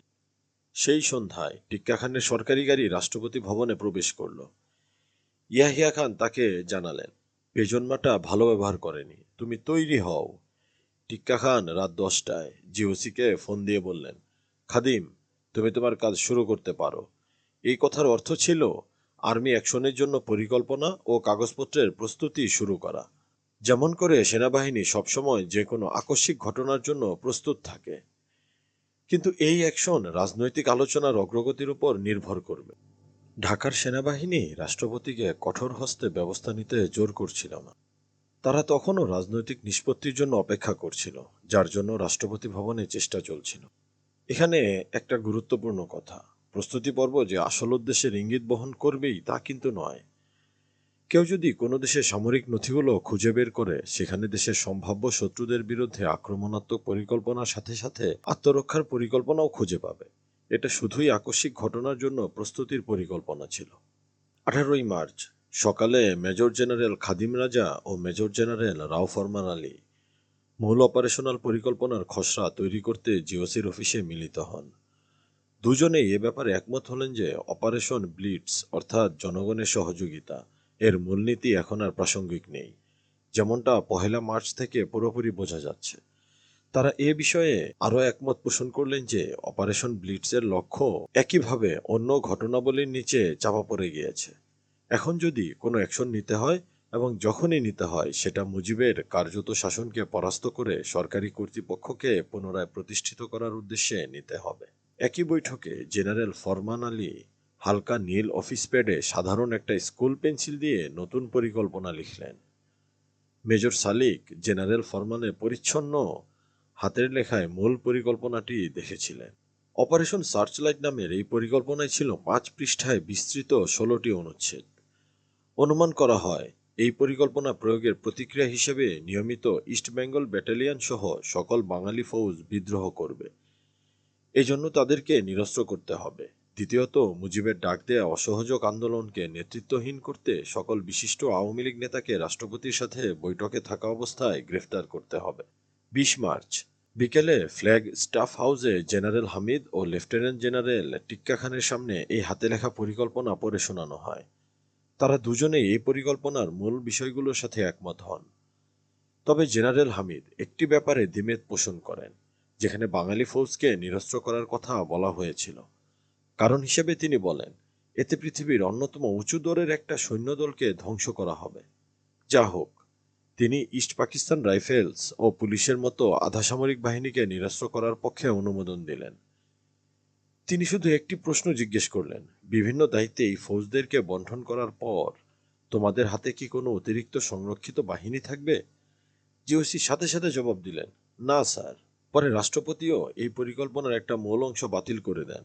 তিনি এটা মানতে নারাজ ছিলেন যে একটা পূর্ব নির্ধারিত দিনে রাষ্ট্রপতির সাথে বৈঠকের সময় আওয়ামী লীগ নেতাদেরকে গ্রেফতার করা উচিত।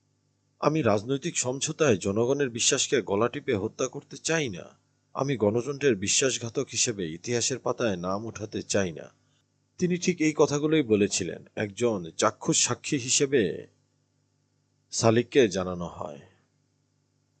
অন্যদিকে মুজিবের কার্যত কমান্ডার ইন চিফ কর্নেল অবসরপ্রাপ্ত এমএজি ওসমানীও ইয়াহিয়া সরকারের বিরুদ্ধে মিলিটারি অ্যাকশনের জন্য পরিকল্পনা ছক আঁকেন।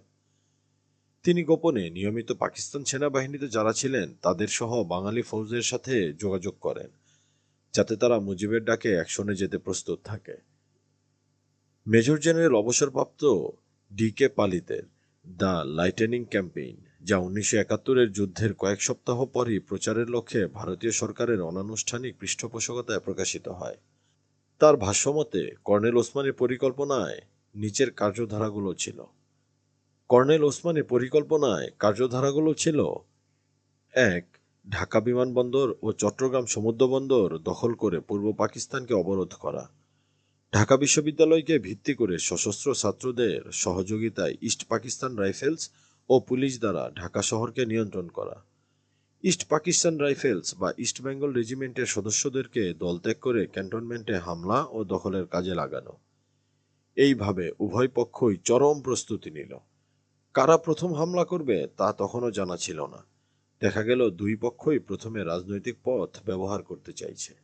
ইয়াহিয়া মুজিব আলোচনায় আওয়ামী লীগের যে প্রস্তাবটির প্রতি আলোকপাত করা হয় তা হল তাৎক্ষণিকভাবে মার্শাল ল তুলে দিয়ে কোনো পরিবর্তন ছাড়াই 5টি প্রদেশে ক্ষমতা হস্তান্তর করা এবং আপাতত কেন্দ্রীয় সরকারের নেতৃত্বে জেনারেল ইয়াহিয়া খানকে রাখা।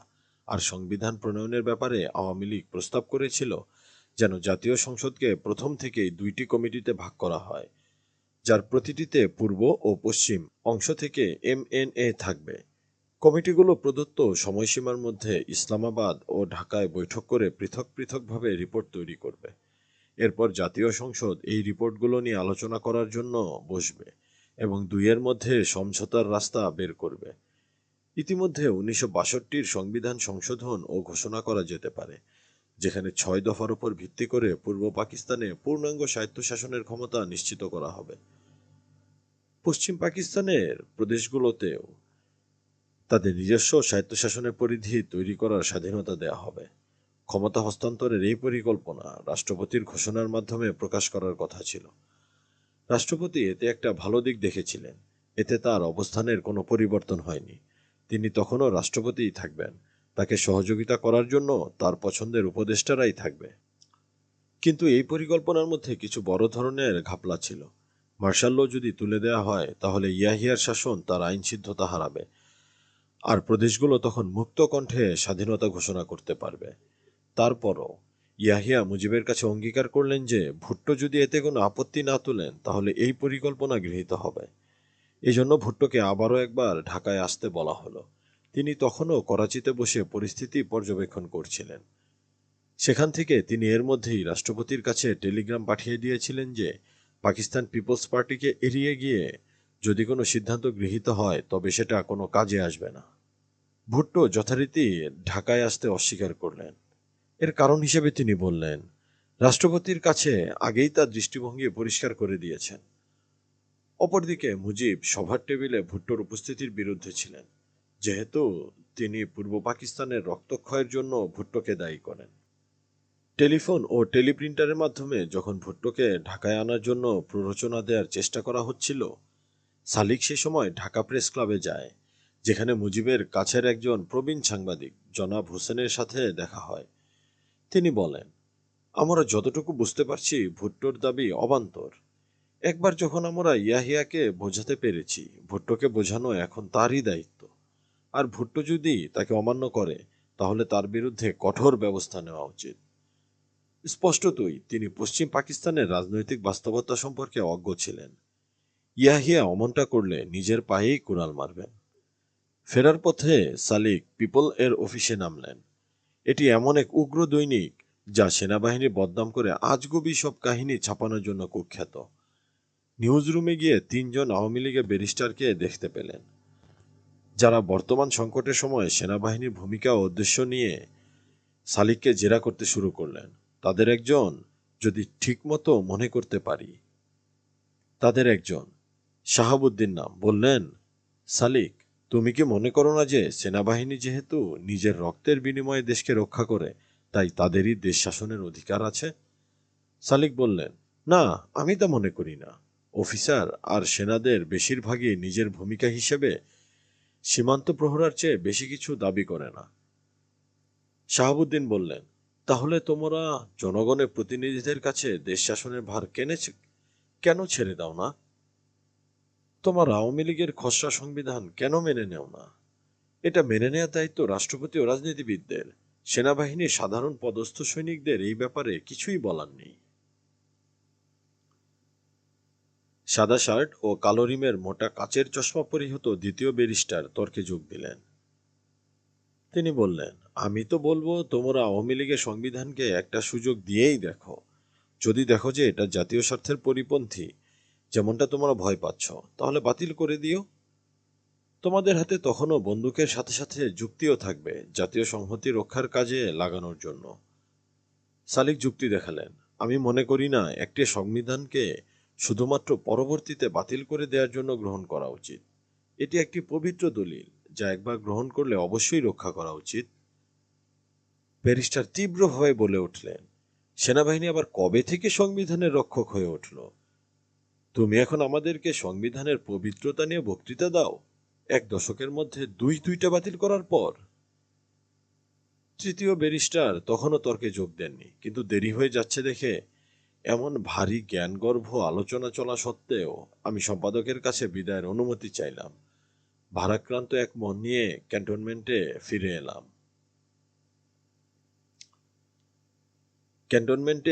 এলো। অফিসার্স মেসে উকি দিয়ে দেখলো কয়েকজন অফিসার তখনও টেলিভিশন দেখছে।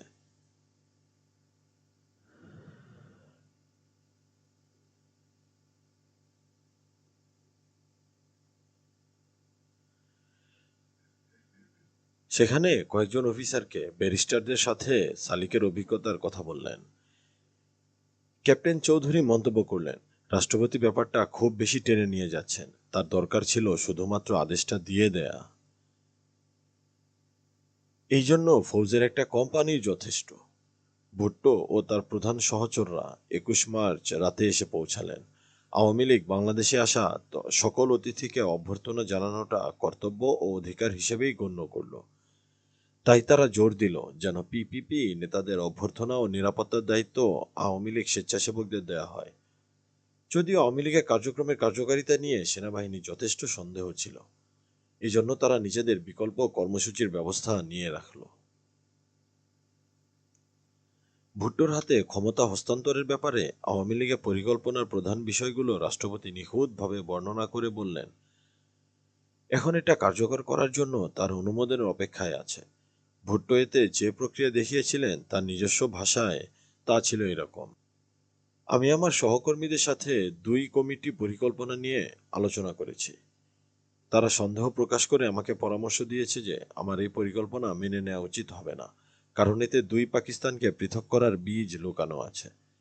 আমরা এ ব্যাপারেও একমত হয়েছি যে এই পরিকল্পনা জনগণের পূর্ণ অবগতির জন্য তুলে ধরে তাদেরও অনুমোদন নেওয়া লাগবে।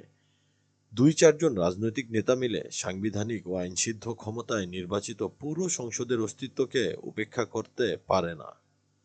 জেড এ ভুট্টোর দ্য গ্রেট ট্র্যাজেডি, পৃষ্ঠা ৪১।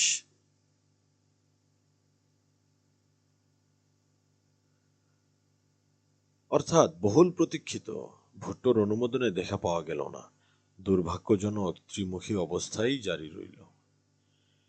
এভাবে এলো ২৩ মার্চ, ঐতিহাসিক পাকিস্তান দিবসের বার্ষিকী, যা ১৯৪০-এ পাকিস্তান বিভাজনের উত্তরণের স্মৃতি বহন করে, যা ১৯৪৭-এ আওয়ামী লীগ এটাকে প্রতিরোধ দিবস হিসেবে পালন করল। তারা পাকিস্তানের পতাকা পোড়ালো, কায়েদে আজম জিন্নার ছবি ছিঁড়ে ফেলল, কুশপুত্তলিকা দাহ করল। এর বদলে তারা স্বাধীন বাংলাদেশের নতুন পতাকা ওড়ালো ও শেখ মুজিবুর রহমানের ছবি প্রদর্শন করল। পুরো শহরটা নতুন লাল সোনালী পতাকায় ছেয়ে গিয়েছিল। পাকিস্তানের পতাকা শুধুমাত্র ২ জায়গায় দেখা যাচ্ছিল: গভর্নমেন্ট হাউস ও মার্শাল ল হেডকোয়ার্টার। প্রকৃতপক্ষে কিছু চালাক বাঙালি ছেলে গভর্নমেন্ট হাউসের পশ্চিম ফটকে বাংলাদেশের একটা ছোট পতাকা লাগানোর ব্যবস্থা করতে পেরেছিল, কিন্তু সংযুক্ত পাকিস্তানের প্রতীক তখনও মূল ভবনের ওপর পতপত করে উঠছিল, যদিও একে একদম একা দেখাচ্ছিল। বাঙালি যুব সমাজ জয় বাংলা স্লোগানে শহরের রাস্তায় কাঁপিয়ে তুলল। এটা তাদের জন্য যেন স্বাধীনতা দিবসের মতো ছিল। শুধু সামান্য কিছু বিশৃঙ্খলাকারীকে সরিয়ে নিতে হচ্ছিল, আর এই কাজটা রক্তপাত ছাড়া করার জন্য মুজিব সর্বোচ্চ চেষ্টা করে যাচ্ছিলেন। ২৪শে মার্চ আওয়ামী লীগ নতুন প্রস্তাবনা নিয়ে এলো। তারা সংবিধান কমিটি নিয়ে তাদের আগের প্রস্তাব বাতিল করে তার বদলে সংবিধান সম্মেলনের ওপর জোর দিল। এই সম্মেলনগুলো হবে পূর্ব ও পশ্চিম পাকিস্তানের জন্য ২টি সংবিধান প্রণয়ন করার উদ্দেশ্যে, আর জাতীয় সংসদ অধিবেশন হবে এই সংবিধানগুলোকে একত্র করে পাকিস্তান কনফেডারেশনে রূপান্তর করার জন্য। একই দিনে ভুট্টো রাষ্ট্রপতির সাথে দেখা করলেন। তারা দুজনেই একমত হলেন, সম্ভবত প্রথমবারের মতো নয়, যে আওয়ামী লীগ ধীরে ধীরে তাদের দাবিকে প্রদেশের স্বায়ত্তশাসন থেকে সরিয়ে পাকিস্তানের সাংবিধানিক বিভক্তির দিকে নিয়ে যাচ্ছে। জাতীয় সংহতি রক্ষার জন্য তারা যে কার্যক্রমে অংশগ্রহণ করুক না কেন মনস্থির করেছে, বা সিদ্ধান্ত নিয়ে থাকুক না কেন, ঘোষণা দেওয়া হলো যে আলোচনা এখনো চলছে। যা হোক, আওয়ামী লীগের সাধারণ সচিব তাজউদ্দিন আহমেদ সন্ধ্যায় ঘোষণা দিলেন, তাদের চূড়ান্ত প্রস্তাবনা পেশ করেছে এবং এতে আর কিছু যোগ করার নেই, সমঝোতা করারও কিছু নেই। পরিস্থিতির সর্বশেষ হাওয়া নির্ধারণের জন্য আওয়ামী লীগের নিজস্ব কিছু হাতিয়ার ছিল, কিন্তু পরে আওয়ামী লীগের সমর্থকদের একজন সালিকের কাছে অভিযোগ করেছিলেন তারা তখনও আশায় ছিলেন যে সমঝোতার আলোচনা চলছে। কেউ একবারের জন্যও বলেনি আলোচনা ব্যর্থ হয়েছে, কিংবা কেউ এমনটা সাবধানও করে দেয়নি যে আমরা সীমা পার হয়ে মৃত্যু আর ধ্বংসের দিকে এগিয়ে যাচ্ছি। সালিক জিজ্ঞেস করেছিলেন, আপনার কি মনে হয় কনফেডারেশন প্রস্তাব দেওয়ার পর তখনও কিছু আশা ছিল? তিনি জবাব দিয়েছিলেন, এখানেই তো আমাদের হিসাবের গরমিল হয়ে গিয়েছিল। আমরা ভেবেছিলাম, আর আমাদের সরকারের অভ্যন্তরীণ সূত্রের কাছ থেকেও নিশ্চিত হয়েছিলাম যে সেনাবাহিনী ক্ষমতা ছেড়ে দিচ্ছে, তাই আমরা জোরে সোরে এগিয়ে যাচ্ছিলাম। এটা ভুলে গিয়েছিলাম যে এই অকুস্থলে ভুট্টো এসে উপস্থিত হয়েছেন। পশ্চিম পাকিস্তানি রাজনীতিবিদরা যখন পিআই এর ফ্লাইট ধরছিলেন, জেনারেল ফরমান ও জেনারেল খাদিম তখন আর্মি অ্যাকশনের জন্য প্রস্তুত হতে ব্রিগেড কমান্ডারদেরকে নির্দেশ পৌঁছে দিতে দুটি হেলিকপ্টারে চড়লেন। এর আগ পর্যন্ত অপারেশন সার্চলাইটের পরিকল্পনা অনুমোদন করা হলেও জারি করা হয়নি। তারা যথাক্রমে ব্রিগেডিয়ার দুররানি যশোর ও ব্রিগেডিয়ার ইকবাল শাফিকে কুমিল্লায় ব্রিফ করলেন। ফরমাল ফরমান ঢাকায় ফিরে এলেন, আর খাদিম কুমিল্লা থেকে চট্টগ্রাম গেলেন। চট্টগ্রাম ছিল খুবই ঝামেলার জায়গা, কারণ সেখানে একমাত্র সিনিয়র অফিসার ছিলেন ব্রিগেডিয়ার মজুমদার, যিনি আওয়ামী লীগের সাথে যোগসাজশের জন্য পরিচিত ছিলেন। জিওসি সুকৌশলে ব্যাপারটা নিয়ন্ত্রণ করলেন। তিনি নির্দেশগুলো চুপচাপ সেখানকার সবচেয়ে সিনিয়র অবাঙালি অফিসার লেফটেন্যান্ট কর্নেল ফাতিমির কাছে পৌঁছে দিলেন এবং তাকে বললেন এটা তার কাছেই চেপে রাখতে, যাতে ব্রিগেডিয়ার ইকবাল শাফি কুমিল্লা থেকে আসার সময় পান। এর পাশাপাশি তিনি ব্রিগেডিয়ার মজুমদারকে এই বলে বোঝান যে ২ ইস্ট বেঙ্গল, যারা জয়দেবপুর অর্থাৎ ঢাকার উত্তরে অবাধ্যতার লক্ষণ দেখিয়েছে, তাদেরকে শান্ত করতে বাবা বাঘ এর কাছ থেকে কিছু উৎসাহব্যঞ্জক বাণীর দরকার হয়ে পড়েছে। তিনি মজুমদারকে ঢাকায় নিয়ে এলেন। এটাই ছিল পাকিস্তান সেনাবাহিনীতে মজুমদারের নেতৃত্বের সমাপ্তি।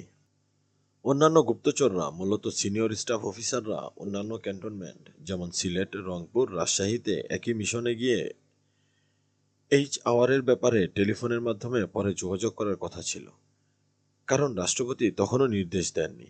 আনুষ্ঠানিকভাবে আলোচনা তখনও চলছিল। এদিকে ঢাকায় ৫৭ ব্রিগেড তাদের লক্ষ্যকেন্দ্রের এলাকায় যতটা গোপনে সম্ভব একটা জরিপ চালিয়ে নিল। তারা বেসামরিক পোশাক ও গাড়ি ব্যবহার করেছিল। রাষ্ট্রপতি ২৫শে মার্চ সন্ধ্যায় চলে যাবার সিদ্ধান্ত নিলেন। ইসলামাবাদ থেকে তার জাতির উদ্দেশ্যে ভাষণ দেওয়ার কথা ছিল। তাকে মেজর জেনারেল ফরমান আলীর লেখা ভাষণের একটা খসড়া দেওয়া হয়েছিল। এর মূল বিষয়বস্তু ছিল মুজিবকে চরমপন্থীদের হাতে বিশ্বাসঘাতক হিসেবে নয়, বরং দেশপ্রেমিক হিসেবে চিহ্নিত করতে হবে।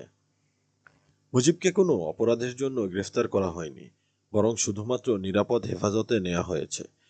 ভাষণে পরিষ্কারভাবে পূর্ব পাকিস্তানে প্রাদেশিক স্বায়ত্তশাসন নিয়ে বেশি বেশি করে বলতে হবে। যদিও ২৬ মার্চ ১৯৭১-এ রাষ্ট্রপতি প্রচারিত ভাষণে এই ব্রিফটুকু সম্পূর্ণ অগ্রাহ্য করা হয় এবং ঘোষণা করা হয় যে মুজিবের দেশদ্রোহীমূলক আচরণ কখনোই ক্ষমা করা হবে না। এটা যেন মুজিবের পহেলা মার্চে দেয়া সেই কথারই প্রতিধ্বনি ছিল, যখন তিনি বলেছিলেন, আমরা সবকিছু এমনি এমনি ছেড়ে দিতে পারি না। রাষ্ট্রপতির ঢাকা ত্যাগের খবরটা গোপন রাখা হয়। ১০ দিন আগে তার আসার খবরটা যতটা গোপন রাখা হয়েছিল তার চেয়েও বেশি। জনগণকে ধোঁকা দেওয়ার জন্য একটা ছোট নাটক সাজানো হয়। রাষ্ট্রপতি বিকালে চা খেতে ফ্ল্যাগ স্টাফ হাউসে যান। বিকালের আলো কমে আসার আগেই রাষ্ট্রপতির শোভাযাত্রা তার গতানুগতিক জাঁকজমক, পাইলট জিপ, মোটরসাইকেল আর ৪ তারকা চিহ্ন ও পতাকা সম্বলিত রাষ্ট্রপতির গাড়ি নিয়ে ফিরে আসে। কিন্তু রাষ্ট্রপতি গাড়িতে ছিলেন না। ব্রিগেডিয়ার রফিক তার প্রতিনিধি হিসেবে ছিলেন। এই ফাঁকিকে একটা বড় সাফল্য হিসেবে ধরা হয়েছিল, যদিও মুজিবের গুপ্তচরেরা পুরো খেলাই দেখতে পেয়েছিল। ইয়াহিয়ার কর্মচারীদের একজন লেফটেন্যান্ট কর্নেল আর চৌধুরী রাষ্ট্রপতির মালপত্র নিয়ে একটা ডজকে বিমানবন্দরে যেতে দেখলেন এবং মুজিবুর রহমানকে জানিয়ে দিলেন। সন্ধ্যা ৭টায় বিমানে ওঠার জন্য রাষ্ট্রপতি যখন পিএএফ গেট দিয়ে ঢুকছিলেন, উইং কমান্ডার খন্দকার, যিনি তার অফিস থেকে দৃশ্যটি দেখেন, মুজিবের কাছে সেই তথ্য পাচার করে দিলেন। ১৫ মিনিট পর হোটেল ইন্টারকন্টিনেন্টাল থেকে এক বিদেশি সংবাদপত্রের প্রতিনিধি সালিককে ফোন করে বললেন, মেজর, আপনি কি নিশ্চিত করতে পারেন যে রাষ্ট্রপতি চলে গিয়েছেন? ততক্ষণে রাত নেমে গিয়েছে। কেউ তখন জানত না যে এ ছিল এমন এক রাত যার শেষে কোনো সুন্দর ভোর ছিল না।